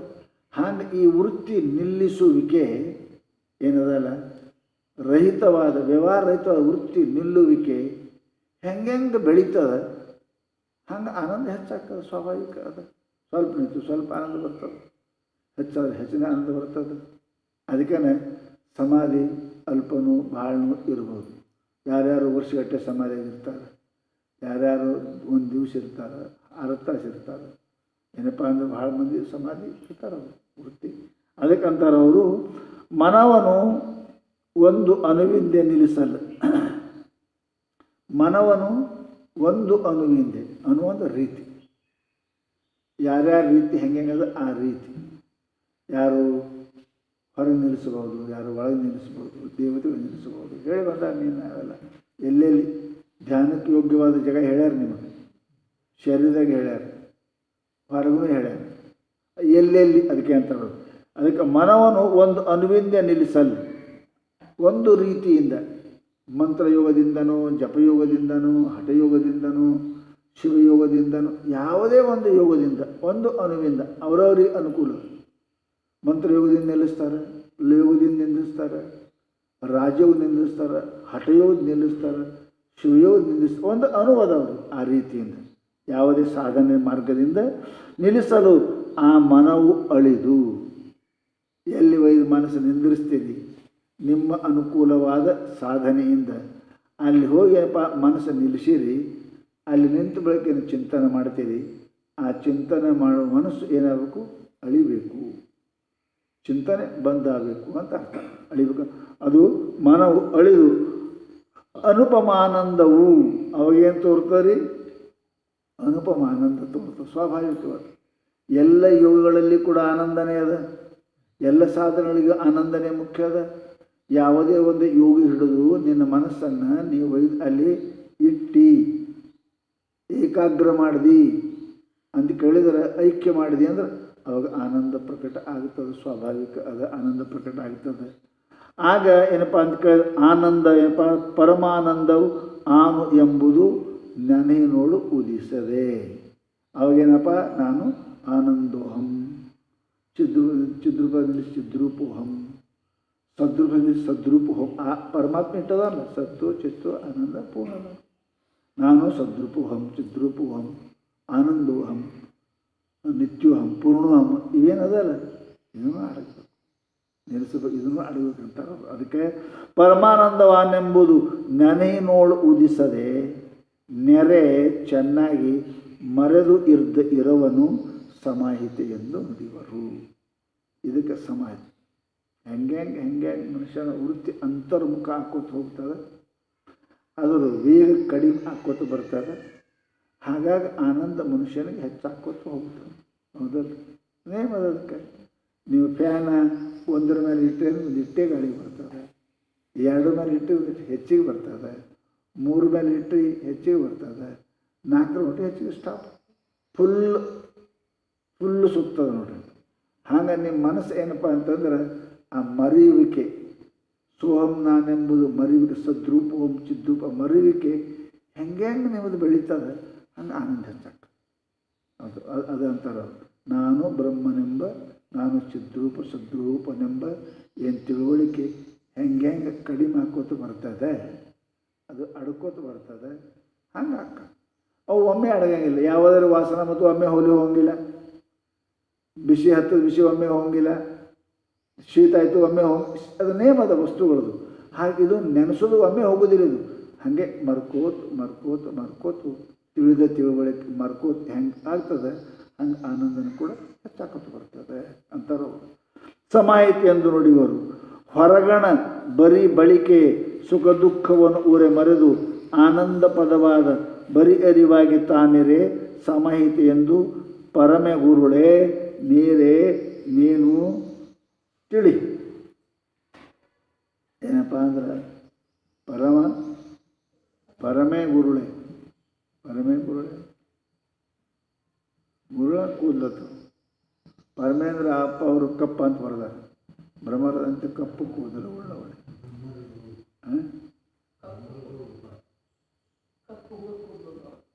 ಕಪ್ಪು ಗುಂಗುರು ಕೂದಲು. ಈಗ ಹೆಂಗರೆ ಒಟ್ಟು ಕೂದಲು ಉಳ್ಳವು. ಮತ್ತು ಮೈತ್ರಾದೇವಿ ಏನಪ್ಪ ಅಂದ್ರೆ ಆ ಮೈತ್ರಾದೇವಿ ಅದಕ್ಕೆ ಬಹಳ ಅರ್ಥ ಏನಪ್ಪ ಅಂತ ಕೇಳಿದರೆ, ಶರೀರದಲ್ಲಿ ಮನುಷ್ಯನಿಗೆ ಹೆಣ್ಮಕ್ಳ ಸೌಂದರ್ಯಕ್ಕೆ ಕೂದಲು ಇರಬೇಕು, ಕೂದಲಿರಬೇಕು, ಕಪ್ಪಿರಬೇಕು, ಉದ್ದಿರಬೇಕು. ಕೆಂಪು ಕೂದಲಿದ್ರೆ ಅಲ್ಲದೆ ಮತ್ತು ಬಿಳಿ ಕೂದಲು ಕಪ್ಪ ಇರಬೇಕು, ಆಮೇಲೆ ಗಾಢ ಕಪ್ಪಿರಬೇಕು, ಉದ್ದಿರಬೇಕು. ಅರ್ಥಾತ್ ಏನು ಅಂದರೆ ಹೇಗೆ ಕೂದಲು ಉದ್ದ ಹೆಣ್ಮಗ ಶೃಂಗಾರಕ್ಕದ ಹಾಗೆ ಮುಮುಕ್ಷುವಿಗೆ ಸುಮಾರು ಸಾಧನೆಗಳಿಂದ ಅವ ಅಲಂಕೃತ ಆಗ್ತದೆ. ಮುಮುಕ್ಷು ಒಳ್ಳೆಯ ಅಂದರೆ ಯಾರ್ರಿ? ವಿವೇಕ, ವೈರಾಗ್ಯ, ಶಮ, ಷಟ್ಸಂಪ ಇವೆಲ್ಲ ಇದ್ರೆ ಅವನಿಗೆ ಸುಂದರ ಅಂತ. ಹೆಂಗೆ ಹೆಣ್ಮಕ್ಳು ಭಾಳ ಕೂದಿದ್ರೆ ಭಾಳ ಚಲೋ ಅಂತಾರೆ, ಹಾಗೆ ಮುಮುಕ್ಷು ಇವೆಲ್ಲ ಶಮಾಧಿ ಷಟ್ ಸಂಪತ್ತಿ ಸಾಧನೆಗಳು ಕೂಡಿಕೊಂಡಿದ್ದ ಅಂದರೆ ಈ ಮಾರ್ಗದಲ್ಲಿ ಸೌಂದರ್ಯ ಅದ ಅವನಿಗೆ, ಒಳ್ಳೆಯ ಉತ್ತಮ ಅಂತೇವೆ ನಾವು. ಹಾಗೇನಪ್ಪ ಅಂದ್ರೆ 7 ಸಲುವಾಗಿ ಹೇಳ್ಯಾರ.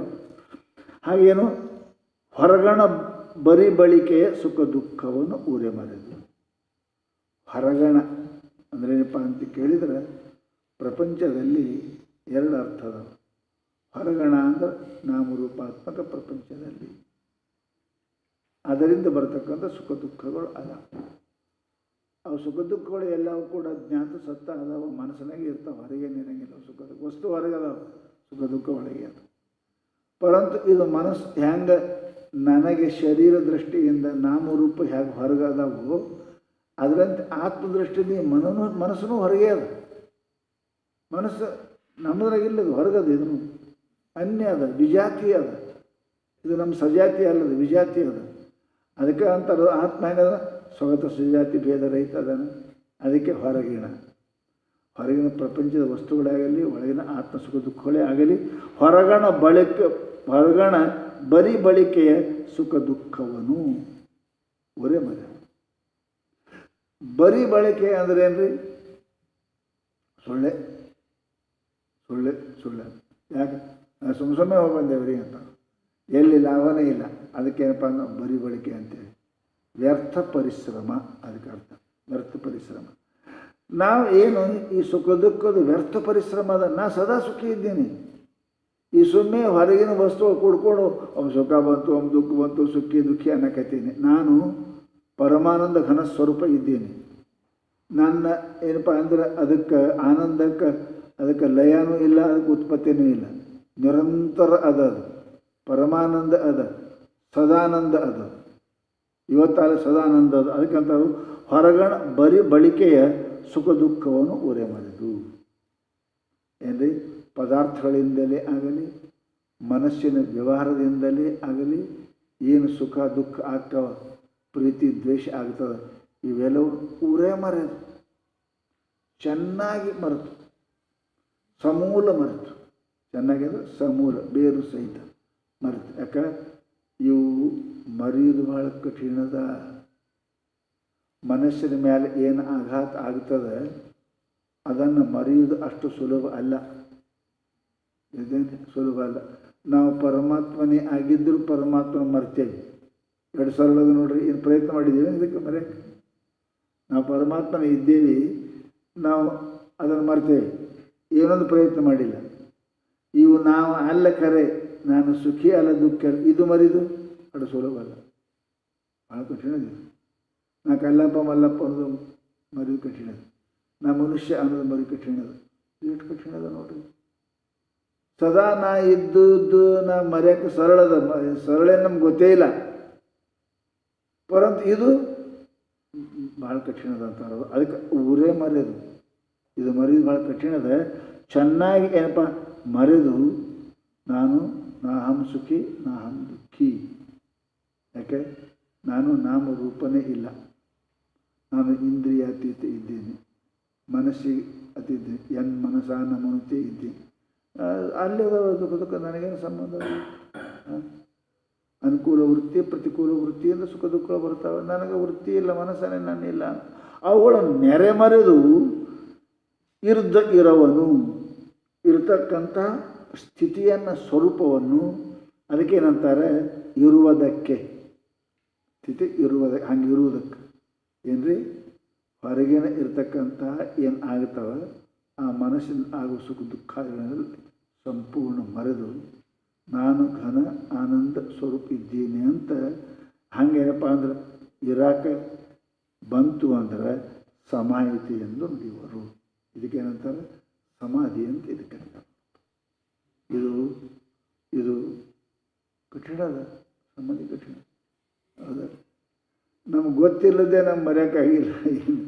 ಗೊತ್ತಿದ್ದುದು ಮರಿ ಅಂತಂದ್ರೆ ಭಾಳ ಕಠಿಣದ ಅಂತಾರೆ. ಅದಕ್ಕೆ ಹೇಳಿದ್ರು ಅವರು, ಜೀವ ಪರಮರೆಂಬ ಭಾವನೆ ತನ್ನ ಸದ್ಭಾವದಿಂದ ಅಳಿದು ಉಳಿದ ಆನಂದ ತೀವಿ ತನ್ನೊಳು ತಾನೇ ನೆಲೆಸಿ ಚಲಿಸದ ನಿರ್ಭಾವನೆ ಮೌನವೆಂದೆನಿಪುದು. ಇದಕ್ಕೆ ಕಾಷ್ಟ ಮೌನ. ಮೌನದಾಗ ಭಾಳ ಪ್ರಕಾರ ಅದ, 3-4 ಪ್ರಕಾರ ಅದ. ಇದು ಕಾಷ್ಟ ಮೌನ ಅಂತ. ಮೌನಗಳು ಏನೂ ಇಲ್ಲ. ಕಣ್ಣಿಲೆ ಹೇಳ್ತಾರೆ, ಕೈಲಿ ಹೇಳ್ತಾರೆ, ಬರೆದು ಹೇಳ್ತಾರೆ. ಇವರು ಮೌನೇ ಅದಾರ. ಅದು ಒಂದು ಮಾತು ಹೇಳಿದ್ರು ಚಲೋ, ತಿಳಿಲ್ಲ ಅಂದ್ರೆ 20 ಸಲ ಹೇಳ್ಬೇಕಂತ ಹೇಳ್ಬೇಕಲ್ರಿ. ಕಣ್ಣು ಕಿಸಿಬೇಕು. ಯಾಕಂದ್ರೆ ಪಾಲೆ ಹೋಗುವ ಅಂದ್ರೆ ಮೂತದು ಮಾಡ್ತಿರ್ತಾರೆ. ಅವೆಲ್ಲ ಬಾಯಲ್ಲಿ ಹೇಳೋದು ಸರಳ, ಅದಕ್ಕಿಂತ ಹೆಚ್ಚ. ಇಂಥವ್ರು ಭಾಳ ಮಂದಿ ಮೌನ ಇರ್ತಾರೆ. ಈಗ ಕೆಲಸಕ್ಕೆ ಬಾರ್ದು ಮೌನರು. ಅದಕ್ಕೆ ಮೌನ ಅನ್ನಂಗಿಲ್ಲ ಅಂತಾರೆ. ಅದಕ್ಕೆ ಅಂತಾರೆ ಅವರು ಹೆಂಗೆ ಮೌನ ಇರಬೇಕು, ಇದಕ್ಕೆ ಸಮಾಧಿ ಅಂತಾರೆ ಅವರು. ಎಲ್ಲ ಮೌನ ಬರೀ ವಾಣಿ ಮೌನ ಅಲ್ಲ. ಯಾರವರು ಕಾಲ ಕೈಯ ಮೌನ ಇರ್ತಾರೆ. ಕೆಲವರಷ್ಟು ಮಂದಿ ನಿಂತೇ ಬಿಟ್ಟಾರೆ. ಖಡೆ ಬಾಬಾ ಅಂತ ಕಾಶಿಯಾಗಿದ್ದರು. 13 ವರ್ಷ ನಿಂತೇ ಇದ್ದವ. ಕಾಲ ಮೌನ ನಡೆದೇ ಇಲ್ಲ. ನೀವು ನೋಡ್ರಿ, ಹಿಂಗದಾರೆ ಎಷ್ಟೋ ಮಂದಿ. ಇಲ್ಲಿ ಬೆಂಗಳೂರದಾಗ ಒಬ್ಬರು ದೊಡ್ಡ ಸಿದ್ಧಿ ಪುರುಷರಾಗಿ ಹೋಗಿದ್ರು. ಅವರು ಬಾಲಬಾಬಾ ಹಿಂಗೇನೆ ಇದ್ರು. ಇವೆರಡು ಕುಂತು ಹೊಗೆ ಬಿಟ್ಟಿದ್ರು ಕೆಳಗೆ. ಚಟಾಪಟ ಇದ್ದರು. ಭಾಳ ಮಂದಿ ಬರ್ತಿದ್ರು. ದೊಡ್ಡ ಅದ ಅಲ್ಲಿ ಸಾಯಿಬಾಬಾ ನಂಗೆ ಅದು ಆಶ್ರಮವ್ರಿಗೂ ಈ ಕೆಳಗೆ ಇರಲಿಲ್ಲ. ಕುಂತೆ 8 ವರ್ಷ ಕುಂತರು ಹೋಗ್ತು. ಕಾಲಾಗ ಸಿಕ್ತು ಹೋಗ್ಬಿಟ್ಟು ಅವ್ರಿಗೆ ಹಿಂಗಾಗಿದ್ದರು. ಇವು ಮೌನ. ಇದು ಮೌನ ಅಲ್ಲ ಅಂತಾರೆ ಅವರು. ಅದಕ್ಕೆ ಹೇಳಿದ್ರು ಅವನಪ್ಪ ಅಂತ ಕೇಳಿದರೆ ಮೌನ ಹೆಂಗಿರಬೇಕು ಅಂತಾರೆ. ಜೀವ ಪರಮರೆಂಬ ಭಾವನೆ ತನ್ನ ಸದ್ಭಾವದಿಂದ ಅಳಿದು. ಹೌದಲ್ಲ, ಭಾವ 2 ಅದಾವ. ಹೌದಲ್ಲ, ಒಂದು ಹಿಡಿ ಒಂದು ಬಿಡು ಅಂತಾರೆ ಶಾಸ್ತ್ರ. ಏನು ನಮ್ಮಲ್ಲಿ ಎಲ್ಲ ಭಾವಿದ್ದೆ ಪ್ರಪಂಚನೇ ಇಲ್ಲ. ಅದಲ್ರಿ, ನಾವು ಒಬ್ಬರಿಗೆ ಹೆಂಡತಿ ಅಂತ ಭಾವನೆ ಮಾಡಿದ್ದೀವಿ, ಒಬ್ರಿಗೆ ಗಂಡ ಅಂತ ಮಾಡಿದ್ದೀವಿ, ಒಬ್ರಿಗೆ ತಮ್ಮ ಅಂತ ಮಾಡಿದ್ದೀವಿ, ಇವರಿಗೆ ಅಪ್ಪ ಮಾಡಿದ್ದೀವಿ. ನಮ್ಮ ಭಾವನಾನೇ ಅದ. ಸ್ವಯಂ ಅದಾವ ಖರೆ, ನಮ್ಮ ಭಾವನೆ ಅದ. ಭಾವನಾ ತಕ್ಕ ವ್ಯವಹಾರ ಮಾಡ್ತೀವಿ. ಅಪ್ಪನ ಜೊತೆಗೆ ಮಾಡುವವರು ಅಪ್ಪನ ಜೊತೆಗೆ, ಅವನ ಜೊತೆಗೆ ಮಾಡೋದು, ಅವನ ಜೊತೆಗೆ ತಮ್ಮನ ಜೊತೆಗೆ ಮಾಡೋದು, ತಮ್ಮನ ಜೊತೆಗೆ ಮಾಲಕರ ಜೊತೆಗೆ ಮಾಡೋದು, ಮಾಡ್ತೀವಿ, ವ್ಯವಹಾರ ಮಾಡ್ತೀವಿ. ಇವೆಲ್ಲ ಭಾವನೆಯಿಂದ ವ್ಯವಹಾರ ನಡೀತಾರೆ ಪ್ರಪಂಚದೊಳಗೆ. ಭಾವ ಹೋಯ್ತು ಅಂದರೆ ಯಾವ ಥರ ವ್ಯವಹಾರ, ಯಾವ ಥರ ಅಪ್ಪ ಅಂತ ಅಪ್ಪಗೆ ಅಪ್ಪನೇ ಅಂದರೆ ಯಾವ ಥರ ಅಪ್ಪ ಬೇಕಾದ್ರೆ ವ್ಯವಹಾರ ಮಾಡ್ತಾನೆ ಅವ್ರ ಜೊತೆಗೆ. ಅದಕ್ಕೆ ಅಂತಾರೆ ಅವರು ಶಾಸ್ತ್ರದೊಳಗೆ ಏನು, ಜೀವ ಪರಮರೆಂಬ ಭಾವನೆ. ಇದು ಭಾವನೆ ಅದ. ನಮ್ಮ ತಿಳುವಳಿಕೆ, ತಪ್ಪ ತಿಳುವಳಿಕೆ ಅದು. ಏನು, ಜೀವ ಇವ ಒಬ್ಬದಾನ ದೇಹಾಭಿಮಾನಿ, ದೇವ ಮಾಯಾಭಿಮಾನಿ ಅವ ಅದಾನ. ಕಾಯಾಭಿಮಾನಿ ಜೀವ, ಮಾಯಾಭಿಮಾನಿ ದೇವರು ಅಂತ ಹೇಳಿದ್ರು. ಇವು ಅದಾವ, ಭಾವನಾ ಅದು. ನಾವು ತಿಳ್ಕೊಂಡಿದ್ವಿ ಸರ್ವಜ್ಞ ದೊಡ್ಡ ನಂಗೇನು ಗೊತ್ತಿಲ್ಲ. ನಮ್ಮ ಭಾವನಾ ಅದು. ಇದು ನಾನು ಜೀವ, ನಾನು ಬದ್ಧ, ನಾನು ಮುಕ್ತನಾಗಲಿಕ್ಕೆ ಬರ್ತದೆ, ನಾ ಸುಖಿ, ನಾ ದುಃಖಿ, ಪುಣ್ಯಾತ್ಮ ಪಾಪ ಅವೇ ನೋಡುವ ವಸ್ತು ಅಲ್ಲ. ಏನು ಪುಣ್ಯ ಪಾಪ ನೋಡೋಕೆ ಬರ್ತದೆ, ಸುಖ ದುಃಖ ನೋಡೋಕೆ ಬರ್ತದೆ. ಅವೇನಿಲ್ಲ, ಭಾವನಾ ಅದು ನಮ್ಮದು. ಅಲ್ಲಿ ಸ್ವರ್ಗದ ಇಲ್ಲಿ ನರಕದ ಭಾವನಾ ಅದು. ಇದು ಭಾವನಾದಿಂದನೇ ಜೀವಗೇನೆ. ಹೌದಲ್ಲ, ಪರಮಾತ್ಮನು ಸರ್ವಜ್ಞ ಸರ್ವಕರ್ತ, ಅವನು ಭಾವನಾದಿಂದನೇ ಆಗೇನೆ ಪರಮಾತ್ಮ. ಅದಕ್ಕೆ ಜೀವ ಪರಮರೆಂಬ ಭಾವನೆ ಇದು ಹೋಗಬೇಕು. ನಾ ಜೀವ, ಅವ ಪರಮಾತ್ಮ, ಅವ ಪರೋಕ್ಷ, ನಾ ಪ್ರತ್ಯಕ್ಷ, ಅವ ಸರ್ವಜ್ಞ, ನಾ ಅಲ್ಪಜ್ಞ. ಹೌದಲ್ಲ, ಅವ ಅಶರೀರಿ, ನಾ ಶರೀರಿ, ಅವ ಕೊಡವ, ನಾ ತಗೊಳವ. ಇಷ್ಟೆಲ್ಲ ನಾವು ಮಾಡಿ ಇಟ್ಟಿದ್ದೇವೆ. ನಮ್ಮ ಭಾವನಾ ಇಟ್ಟದ. ಇದು ಹೋಗ್ಬೇಕಂತ ನಾವು. ಇದು ಎಲ್ಲಿದ್ದ ಹೋಮಿಲ್ಲದ ಸಮಾಜ ಹೆಂಗೆ ಆಗ್ತದೆ. ದ್ವೈತ ಕಲ್ಪನೆ ಮಾಡಿ ಕುಂತಿದ್ದೀನಿ. ಇಷ್ಟು 1,000-2,000 ಹೆಂಗೆ ಹೋಗ್ತದ. ಇದು ಅಳಿಬೇಕು ಅಂದ್ರೆ ಅವರು ಎದರಿಂದ, ಸದ್ಭಾವದಿಂದ ಅಳಿದು. ಏನ್ರಿ, ಸದ್ಭಾವದಿಂದ ಅಳಿದು. ಸತ್ತು ಚಿತ್ತು ಆನಂದ ಭಾವ, ಮುಮುಕ್ಷು ಭಾವ, ಮುಕ್ತ ಭಾವ, ಲಿಂಗೈಕ್ಯ ಭಾವ. ಇದನ್ನು ಅಳಿಬೇಕಾದ್ರಿಂದ ತಪ್ಪು ತಿಳ್ಕೊಂಡೇನು, ನಾನು ತಪ್ಪು ತಿಳ್ಕೊಂಡೆ. ಅವನ ಭಾವನೆ ನಾ ರಾಧಾಪುತ್ರ ಅನ್ನೋದು ಭಾವನೆ ಮಾಡಿದ್ದ, ತಪ್ಪಾಗಿತ್ತವನಿಗೆ. ಮತ್ತು ಏನು ಮಾಡ್ದ ಸೇಮ್ ಅವನೇ ಅದನ್ನು ಬದಲೇನಾಗಿಲ್ಲ. ನಾನು ಇವು ಕುಂತಿ ಪುತ್ರ ಅಂತ ಬಂತು, ಭಾವನಾ ಬಂತು ನೋಡ್ರಿ. ಮಹಿಳೆ ಹೋಯ್ತು, ಕೆಲಸನೇ ಮುಗಿದೋಯ್ತು, ಕೆಲಸ ಮುಗಿದೋಯ್ತು. ಆ ಭಾವನಾ ಅವನಿಗೆ ಕೀಳನನ್ನಾಗಿ ಮಾಡ್ತು. ಅದೇ ಮನುಷ್ಯ ಯಾವಾಗ ನಾನು ಕುಂತಿ ಪುತ್ರ ಅಂತ ಗೊತ್ತಾಯಿತು, ನಾನು ಪಾಂಡವರ ಪೈಕಿ ಇದ್ದೇನೆ ಅಂತ ಅವನಿಗೆ ಗೊತ್ತಾಯ್ತವ. ಏನಿದು ಎಷ್ಟು ದಿವಸದ ಮನಸ್ಸಿನ ಗ್ಲಾನಿ ಎಲ್ಲ ಹೋಗ್ಬಿಡ್ತಲ್ರಿ ಅವನಿಗೆ. ರಾಧಾಪುತ್ರನ ಗುರುಗಳು ವಿದ್ಯಾ ಕಲಿಸಲಿಲ್ಲ, ಸಭಾದಾಗ ಅಪಮಾನ ಆಯಿತು, ಛತ್ರಿನಿಗೆ ಅಷ್ಟೇ ಮಾಡ್ತಾರೆ, ನಿನಗೆ ಯುದ್ಧ ಮಾಡೋಕ್ಕಿಲ್ಲ, ಒಂದನೇದು ಎರಡನೇದು ನೀ ರಾಜ ಅಲ್ಲ, ಅವನಿಗೆ ದುರ್ಯೋಧನ ರಾಜ ಮಾಡ್ದ. ಎಷ್ಟು ಅವ ಕರ್ಣ ಸಾಯುವ ತನಕ ನೊಂದೇ ಸತ್ತ. ನಾವು ಯಾಕೆ ನಾ ರಾಧಾಪುತ್ರ ಅನ್ನೋದ್ರಿಂದ. ಕೊನೆಗೆ ನಾ ಕುಂತಿಂತ ಗೊತ್ತಾಯಿತು, ಸತ್ತ. ಮತ್ತೇನು ಮಾಡ್ತಾರೆ ಐತೆ. ಈ ಭಾವನೆ ಎಷ್ಟು ಅವನಿಗೆ ಕೀಳು ಮಟ್ಟ ಮಾಡ್ತು, ಎಷ್ಟು ದುಃಖ ಕೊಡ್ತು. ಸಾಯುವ ತನಕನೂ ಕೂಡ ಆ ನೊಂದು ಹೋದವ ಯಾರು, ಆ ಮನುಷ್ಯ. ಇದನ್ನು ಕಳಿಬೇಕಾದ್ರೆ ಏನು ಬೇಕು? ಕೃಷ್ಣ ಪರಮಾತ್ಮನ ಬೋಧ ಆಯ್ತಲ್ಲ, ನೀನು ಕುಂತಿ ಪುತ್ರ ಇದ್ದಿ ಅಂತ. ಒಂದು ಭಾವನೆ ಕಳೀತದೆ. ಏನರೇ ಒಂದು ಹೊಲಸ ವಾಸನ ಬಂತು ಅಂದ್ರೆ ನಾವು ಉದ್ಕಡಿ ಹಚ್ತೇವೆ, ಊದು ಹಚ್ತೇವೆ, ಗಂಧ ಹಚ್ತೇವೆ, ಸೆಂಟ್ ಹಚ್ತೇವೆ, ಊತ. ಅಶುಭ ವಾಸನೆಯಿಂದ ಹೆಂಗೆ ಕಳೀತದೆ ಹಾಗೆ ನನಗೆ ಅಜ್ಞಾನದಿಂದ ಉತ್ಪನ್ನವಾದ ಭಾವನೆ ಇತ್ತು ನನಗೆ. ಅದೇನಪ್ಪ, ಅದು ಅಶುದ್ಧ ಭಾವನೆ, ಕೆಡಕು ಭಾವನೆ. ನನಗೆ ಗೊತ್ತಿರಲಿಲ್ಲ. ಅನಂತ ಅಪರಾಧಗಳನ್ನು ಮಾಡಿದೆ, ಜನ್ಮವನ್ನು ತೊಟ್ಟು ಬಂದೆ ಈ ಭಾವನೆಯಿಂದ. ಏನು?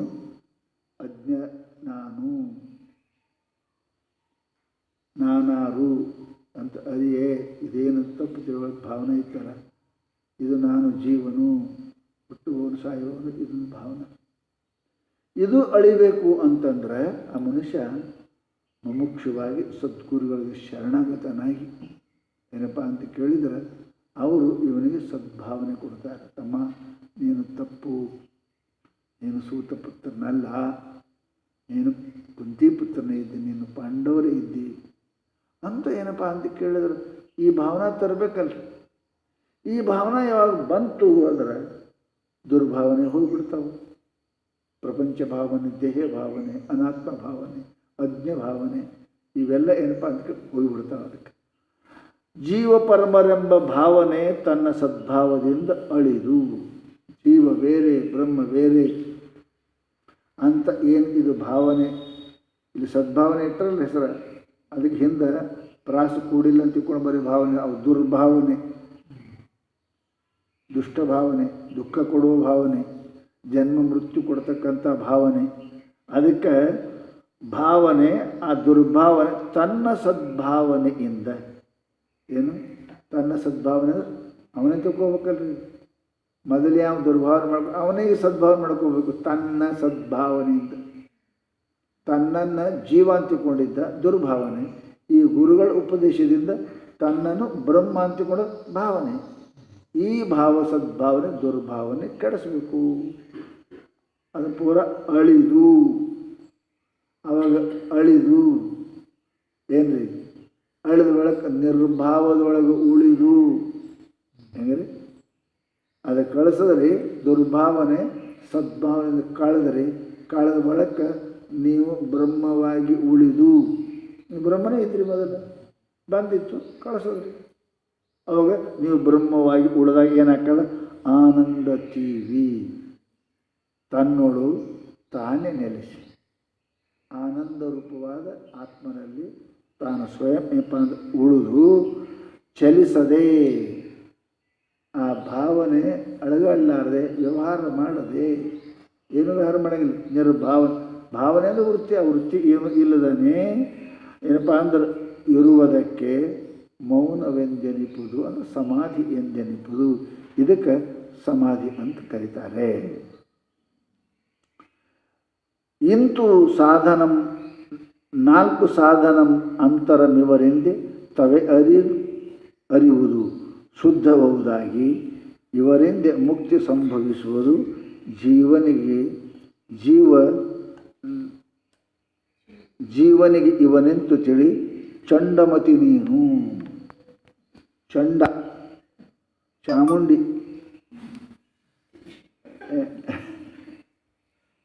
ಚಂಡ ಅಂದರೆ ಶ್ರೇಷ್ಠ ಶ್ರೇಷ್ಠ ಶ್ರೇಷ್ಠ ದೇವಿ ಚಂಡ ಚಾಮುಂಡಿ ಅಂತ ಹೇಳೋದು. ಚಂಡ ಅಂದ್ರೇನಪ್ಪ, ಚಂಡಿ ರುಂಡವನ್ನು ಹರ್ಷಿಡಬೇಕು, ಅದಕ್ಕೆ ಚಂಡಿ ಚಾಮುಂಡಿ ಅಂತಾರೆ. ರಾಕ್ಷಸ ರುಂಡ ಹರ್ಷ, ಈಕಿನ ಇಲ್ಲಿ ಚಂಡಿ ಚಂಡಮತಿ. ಚಂಡಮತಿ ಅಂದರೆ ಅಜ್ಞಾನವನ್ನು ಸಂಹಾರ ಮಾಡ್ತಕ್ಕಂಥ ಬುದ್ಧಿಯಿಂದ ಕೂಡಿಕೊಂಡವಳೆ. ರುಂಡ ಕತ್ತರಿಸಾಕ ಹೇಳಕ್ಕೆ ಅಜ್ಞಾನ ಹೋಯ್ತದ, ಅಜ್ಞಾನ ಸಮಾಪ್ತಿ ಆಯಿತು. ಅದಕ್ಕೆ ಚಂಡಮತಿ. ಪ್ರಖರಮತಿ, ಪ್ರಚಂಡ ಬರ್ತ ಶಬ್ದ ಬರ್ತಾವಲ್ಲ, ಚಂಡಕ್ಕೆ ಶಬ್ದ ಇಟ್ಟರೆ ಪ್ರಚಂಡ. ಪ್ರಚಂಡ ಅಂದ್ರೆ ಭಾಳ ದೊಡ್ಡ. ಪ್ರಚಂಡ ಸೂರ್ಯ ಅಂದರೆ ಅತ್ಯಂತ ಬಿಸಿಲ. ಮಧ್ಯಾಹ್ನದಾಗ ಸೂರ್ಯ ಪ್ರಚಂಡ ಸೂರ್ಯ ಇರ್ತಾನೆ, ಅದರ ಉಪಸರ್ಗದ. ಹಂಗೆ ಚಂಡ ಅಂದ್ರೆ ಹೆಚ್ಚಿಗೆ ಅಂತ. ಚಂಡಮತಿ ಅಂದ್ರೆ ಅಧಿಕಮತಿ, ಅದು ಅಧಿಕಮತಿ. ಭಾಳ ಬುದ್ಧಿವಂತಳಿದ್ದೀನಿ ಅಂತ ಖುಷಿಯಾಗಿದೆ, ಭಾಳ ಬುದ್ಧಿವಂತ. ಚಂಡಮತಿ ತಿಳಿ. 4 ಸಾಧನವು ಅಂತರವು. 4 ಸಾಧನ ಇವು ಒಳಗಿನದವ. ಯಾವುವು? ಪ್ರತ್ಯಾಹಾರ, ಧಾರಣ, ಧ್ಯಾನ, ಸಮಾಧಿ. ಇವು ಒಳಗಿನ. ಯಮ, ನಿಯಮ, ಆಸನ, ಪ್ರಾಣಾಯಾಮ ಅವು ಹೊರಗೆ. ಶ್ರದ್ಧತೆ ಇವು ಒಳಗಿನ ತಿಳುವಳಿಕೆಗದ. 4 ಇವು ಅಂತರ. ಇದರಿಂದೇ ತವೆ ಅರಿದು ಚೆನ್ನಾಗಿ. ಪ್ರತ್ಯಾಹಾರ ಅಂದ್ರೆ ಏನು, ಧಾರಣ ಅಂದ್ರೆ ಏನು, ಧ್ಯಾನ ಅಂದ್ರೆ ಏನು, ಸಮಾಧಿ ಅಂದ್ರೆ ಏನು ಅಂತ ಚೆನ್ನಾಗಿ ಅರಿದು ಶುದ್ಧಬಹುದಾಗಿ. ಏನಪ್ಪ ಅಂದ್ರೆ ಅರಿದು ಮನಸ್ಸು ಸಂಪೂರ್ಣ ಶುದ್ಧ ಆಯಿತು ಅಂದ್ರೆ, ಕಿಂಚನ ಮಾತ್ರ ಅವರು ಕಲ್ವಿಷ ಇಲ್ಲದಂಗೆ ಆಯಿತು ಅಂದರೆ ಇವರಿಂದೇ ಮುಕ್ತಿ ಸಂಭವಿಸುವುದು ಜೀವನಿಗೆ. ಇಂತು ಇವು 4ರಿಂದ ಧಾರ ಮಾಡಿದರೆ ಜೀವನಿಗೆ ಏನಪ್ಪ ಅಂತ ಕೇಳಿದ್ರೆ ಅಂತಃಕರಣ ಪರಿಶುದ್ಧವಾಗಿ ಅವನಿಗೇನಾಗ್ತದೆ, ಮುಕ್ತಿ ಅವನಿಗೆ ದೊರೀತದೆ. ಅದಕ್ಕೇನಪ್ಪ ಅಂದ್ರೆ ಈ ರೀತಿಯಾಗಿ ಮುಕ್ತಿಗೆ ಈ ಸಮಾಧಿ ಅತ್ಯಂತ ಅವಶ್ಯಕತೆ ಅಂತ ಹೇಳ್ತಾರೆ ಅವರು. ವಿರತಿ ಇಲ್ಲದೆ ಶಂಭು ಪದ ಭಕ್ತಿ ಘಟಿಸುವುದೇ, ಪರಮ ಜೀವಕ್ಕೆ ನರಿಯದೆ ವರಸಮಾಯಿತಿ ಸಿದ್ಧಿ ಒಡೆಯದೆ ಸುಮ್ಮನೆ ದೊರೆಯುವುದೇ ನಿಜ ಮೋಕ್ಷವಿದು ಸತ್ಯ. ಟೋಟಲಿ ಹೇಳ್ತಾರೆ. ಏನಪ್ಪ ಅಂತ ಕೇಳಿದ್ರೆ ಮುಂದೆ ಹೋಗೋರದವರಿಗೆ ಮುಗಿಸೋರದವ್ರು ಹೇಳ್ತಾರೆ, ಏನೂ ಮಾಡಲಾರ್ದೆ, ಸಾಧನ ಮಾಡಲಾರ್ದೆ ಮುಕ್ತಿ ಹೆಂಗೆ ಸಿಕ್ಕಿತು, ಹೆಂಗೆ ಸಿಗ್ತದೆ ಮೇತದೆ? ಮನುಷ್ಯನಲ್ಲಿ ಪ್ರಯತ್ನ, ಶ್ರದ್ಧೆ ಇರಬೇಕು. ಇವೆರಡೂ ಇಲ್ಲದೆ, ವೈರಾಗ್ಯ ಮತ್ತು ಶ್ರದ್ಧೆ ಇಲ್ಲದೆ ಇದ್ದರೆ ಏನಪ್ಪ ಅಂತ ಕೇಳಿದರೆ ಮುಕ್ತಿ ಆಗೋದಿಲ್ಲ ಅಂತಾರೆ ಅವರು. ಮುಕ್ತಿ ಆಗೋದಿಲ್ಲ. ಅದಕ್ಕೆ ಭಕ್ತಿಯೂ ಮುಕ್ತಿಗೆ ಕಾರಣ ಅದ. ಭಕ್ತಿಯೂ ಮುಕ್ತಿಗೆ ಕಾರಣ, ಶ್ರದ್ಧೆ ಮುಕ್ತಿಗೆ ಕಾರಣ ಅದ. ಗುರುವಾಕ್ಯದಲ್ಲಿ ತಾನು ಮಾಡುವ ಸಾಧನದಲ್ಲಿ ಅವನಿಗೆ ಶ್ರದ್ಧೆ ಇರಬೇಕು ಅಂತಾರೆ ಅವರು. ವಿರತಿ ಇಲ್ಲದೆ ಮೊದಲನೇದು. ಯಾಕೆ ನಮ್ಮ ಮೊದಲೇ ಅದಲ್ಲ ವಿವೇಕ, ವೈರಾಗ್ಯ ಮೊದಲೇ ಹೇಳೋದು. ವೈರಾಗ್ಯ ಯಾವನಿಗಿಲ್ಲ, ಆತ್ಮನ ಬಿಟ್ಟು ಪರಮಾತ್ಮ ಬಿಟ್ಟು ಅನ್ಯ ಶಬ್ದ ಸ್ಪರ್ಶಾದಿ ವಿಷಯಗಳಲ್ಲಿ ಯಾವನಿಗೆ ರತಿ ಅದ, ಏನಪ್ಪ ಆ ಮನುಷ್ಯ ಈ ದಾರಿ ಬರಂಗಿಲ್ಲ. ಅದಕ್ಕೆ ಮೊಟ್ಟ ಮೊದಲು ವೈರಾಗ್ಯ ಜರೂರಿ. ವಿಷಯದಲ್ಲಿ ದೋಷ ದರ್ಶನ ಮಾಡ್ಕೊಂಡು ಬಂದ ಅಂದ್ರೆ ಅವನಿಗೆ ಏನಪ್ಪ ಅಂದ್ರೆ ಮುಕ್ತಿ ದಾರಿ ಸಿಗ್ತಾವೆ. ಇದು ವಿರತಿ ಮೊದಲನೇ ದಾರಿ. ಆಮೇಲೆ ಶಂಭು ಪದ ಭಕ್ತಿ ಘಟಿಸದೆ. ಶಂಭು ಅಂದ್ರೆ ಗುರು ಶಂಭು ಲಿಂಗದಿಂ ಪರದೈವ ಮುಂಟೆ. ಶಂಭು ಭಕ್ತಿ ಬೇಕು, ಗುರು ಭಕ್ತಿನೂ ಬೇಕು. ಶಂಭು ಬಂದು ಹೇಳಂಗಿಲ್ಲ ಇವನಿಗೆ ಶಾಸ್ತ್ರ, ಗುರು ಹೇಳವ. ಶಂಭುನಲ್ಲಿ ಹೆಂಗದ ಅದೇ ರೀತಿಯಾಗಿ ಗುರುವಿನಲ್ಲಿ ಇರಬೇಕು. ಅದಕ್ಕೆ ಶಂಭು ಭಕ್ತಿ ಘಟಿಸದೆ ಅಂದ್ರೆ ಗುರು ಶಂಭುವಿನಲ್ಲಿ ಭಕ್ತಿ ಇಲ್ಲದೆ ಇದ್ದರೆ ನೀನು ತತ್ವಮಸಿ ಅಂತ ಬರೆದಾದ ಓದಿ ಮುಕ್ತಿ ಆಗುವುದಿಲ್ಲ. ಅದನ್ನು ಹೇಳೋಬೇಕಲ್ಲ. ಯಾಕಂದ್ರೆ ಮಾತು ಸ್ವರ ಎಷ್ಟು ಪರಿಣಾಮ ಮಾಡ್ತದೆ ಅಷ್ಟು ಶಬ್ದ ಪರಿಣಾಮ ಮಾಡೋಂಗಿಲ್ಲ. ಶ್ರುತಿ ಸ್ವರಕ್ಕೆ ಮುಖ್ಯ. ಸ್ವರದ ಮೇಲೆ ಶ್ರುತಿ ಅದು, ಶಬ್ದದ ಮೇಲೆ ಶ್ರುತಿ ಇಲ್ಲ. ಎಲ್ಲಿ ಸ್ವರ ಪ್ರಾಧಾನ್ಯ ಅಲ್ಲಿ ಶ್ರುತಿ ಆಗ್ತದೆ.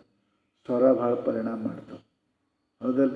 ಒಂದು ಮಾತು ಒಬ್ರಿಗೆ ಹೇಳುವಾಗ 2-3 ಥರ ಹೇಳ್ಬೋದು. ಅಲ್ಲಿ ಹೇಳ್ಬೋದು. ತಮ್ಮ ಹೋಗಿರ್ತೀಯೇನೋ ಅಂದ್ರೆ ಕೇಳ್ದ,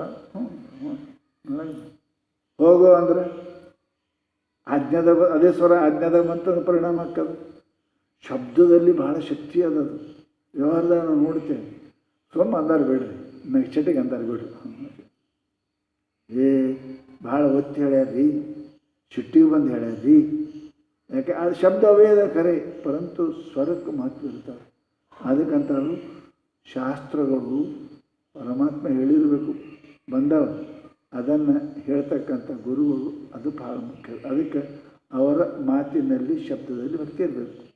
ಅದಕ್ಕೆ ಶಂಭು ಪದ ಭಕ್ತಿ ಘಟಿಸದೆ, ಪರಮ ಜೀವರ ಐಕ್ಯವನ್ನು ಅರಿಯದೆ, ಪರಮಾತ್ಮ ಮತ್ತು ಜೀವಾತ್ಮರ ಐಕ್ಯವನ್ನು ಗುರುಗಳು ಹೆಂಗೆ ಹೇಳ್ಯಾರ ಹಂಗೆ ತಿಳ್ಕೊಳ್ಳೋದಿದ್ರೆ, ಅವ್ರು ಹೇಳೋದ್ರ ಒಂದು ನೀವು ತಿಳ್ಕೊಂಡು ಅಂತಂದ್ರೆ, ಅವ್ರು ಯಾವ ರೀತಿಯಾಗಿ ಹೇಳಿದರು, ಜೀವನ ಪರಮ ಐಕ್ಯ ಮಾಡ್ಬೇಕಾದ್ರೆ ಜೀವನ ಹಂತಕ್ಕಿಂತ ಏನು ವಿರೋಧ ಕಳೆದ್ರು, ಪರಮಾತ್ಮಗೆ ಏನು ವಿರೋಧ ಕಳೆದ್ರು, ಅದು ಅವಿರೋಧವಾದದ್ದು ಯಾವುದು, ಇದು ತಿಳಿದ್ರೆ ಐಕ್ಯ ಹೆಂಗೆ ಆಗ್ತದೆ, ಮುಕ್ತಿ ಆಗೋದಿಲ್ಲ ಅಂತವ್ರು. ಜೀವ ಪರಮ ಐಕ್ಯವನ್ನು ಅರಿಯದೆ ಸಮಾಹಿತಿ ಸಿದ್ಧಿ ಒಡೆಯದೆ. ಏನ್ರಿ? ನಿನ್ನ ಮನಸ್ಸು ತಿಳಿದ ತಿಳುವಳಿಕೆ, ಆ ಜ್ಞಾನ ಬ್ರಹ್ಮದಲ್ಲಿ ನಿಲ್ಲು ತನಕನು ನಿಲ್ಲಲಾರದೆ, ನಿನ್ನ ಅರಿವು ಅಲ್ಲಿ ಅಡಗದೆ, ನಿನ್ನ ಅರಿವು ಆ ಬ್ರಹ್ಮ ಸ್ವರೂಪವಾಗದೆ ಇತ್ತು ಅಂತಂದರೆ ಸುಮ್ಮನೆ ಮೋಕ್ಷ ದೊರೆಯುವುದೇ, ನಿಜ ಮೋಕ್ಷ ದೊರೆಯುವುದೇ. ಆ ಸತ್ಯವಾದ ಮೋಕ್ಷ ಬರೀ ಶಬ್ದ ಕೇಳ್ತೇವೆ ಬಿಟ್ಟೇವೆ, ಏನಾಗ್ತದೆ, ಸಾಧನೆ ಮಾಡಲಿಲ್ಲ, ಚಿಂತನೆ ಮಾಡಲಿಲ್ಲ, ಮನಸ್ಸನ್ನು ಸಮಾಹಿತ ಮಾಡಲಿಲ್ಲ, ಮನಸ್ಸಿನ ಬಗ್ಗೆ ವಿಚಾರ ಮಾಡಲಿಲ್ಲ ಅಂತಂದ್ರೆ ಶಾಂತಿ ರೂಪವಾದ ಮೋಕ್ಷ ಸಿಗುವುದಿಲ್ಲ. ಇದು ಸತ್ಯ ಅಂತಾರೆ ನಿಜಗಳು. ಸತ್ಯವಾಗಿ ನಾನು ಹೇಳ್ತಾ ಇದ್ದೀನಿ. ನಿಮಗೆ ಮೋಕ್ಷ ಸಿಗಬೇಕಾಗಿತ್ತು ಅಂತಂದ್ರೆ ಮೊದಲ ವೈರಾಗ್ಯ ಉಳ್ಳವರಾಗ್ರಿ, ಆಮೇಲೆ ಗುರು ದೇವರಲ್ಲಿ ಭಕ್ತಿ ಇಡ್ರಿ, ಅವರ ಮಾತಿನಲ್ಲಿ ಶ್ರದ್ಧೆ ಇಡ್ರಿ, ಆಮೇಲೆ ಶ್ರದ್ಧೆ ಇಟ್ಟು ಆತ್ಮ ಪರಮಾತ್ಮರ ವಿಚಾರವನ್ನು ಮಾಡಿರಿ. ವಿಚಾರ ಮಾಡಿ ಏನಪ್ಪ ಅಂತ ಕೇಳಿದರೆ ನೀವು ನಿರ್ಣಯಕ್ಕೆ ಬಂದಿರಿ ಅಂದ್ರೆ ನಿಮಗೆ ಏನಾಗ್ತದೆ, ಸಮಾಧಿ ಆಗ್ತದೆ, ನಿಲ್ತದೆ, ಮನಸ್ಸು ನಿಲ್ತದೆ. ಆಮೇಲೆ ನಿಂತು ಅಂದ್ರೆ ನೀವು ಮೋಕ್ಷ ಆಗ್ತದೆ. ಇದು ಸತ್ಯವಾದ ಮಾತು. ವಿರತಿ ಇಲ್ಲದೆ ವಿಚಾರ ಇಲ್ಲ. ವಿಚಾರ ಆಗಬೇಕಾದ್ರೆ ಗುರುಗಳು ಬೇಕು, ವಿರತಿ ಬೇಕು, ಗುರು ಬೇಕು, ಅದಕ್ಕೆ ವಿಚಾರ ಬೇಕು, ತತ್ವಪದ ಶೋಧನೆ ಮಾಡಬೇಕು. ಆಮೇಲೆ ಈ ತ್ವಮ್ಮನ್ನು ತತ್ವದಲ್ಲಿ ನಿಲ್ಲಿಸಬೇಕು, ಸಮಾಧಿ ಮಾಡಬೇಕು. ಆವಾಗಲೇ ಮೋಕ್ಷ ಸಿಗ್ತದೆ ವಿನಃ ಕೇವಲ ಮಾತಿನ ಬ್ರಹ್ಮವು, ತೂತಿನ ಮಡಿಕೆಯು, ಪಾತಕರ ನೆರೆಯು, ಇವು 3 ಲೋಕದಳು ಏತಕ್ಕೂ ಬೇಡೆಂದ ಸರ್ವಜ್ಞ. ಏನಪ್ಪ ಅಂದ್ರೆ ಪಾಪಿ ಸಂಘ ಏನಾಗ ಬರೀ ಏನಾಗ್ತದೆ, ಮಾತಿನ ಬ್ರಹ್ಮ, ತೂತಿನ ಗಡಿಗೆ ಒಲೆ ಮೇಲೆ ಇಟ್ಟರೆ ಅಡುಗೆನೂ ಹಂಗಿಲ್ಲ, ಒಲೆನೂ ಉರಿಯಂಗಿಲ್ಲ, ಆರಿಸ್ತದೆ. ಹಾಗೆ ಪಾಪಿ ಸಂಘ ಏನಪ್ಪ ಅಂದ್ರೆ ತೂತು ಗಡಿಗೆ ಸಂಘ ಒಲಿಗಾಯಿತು, ಪಾತಕರ ಸಂಘ ಧರ್ಮವಂತನಿಗಾಯಿತು.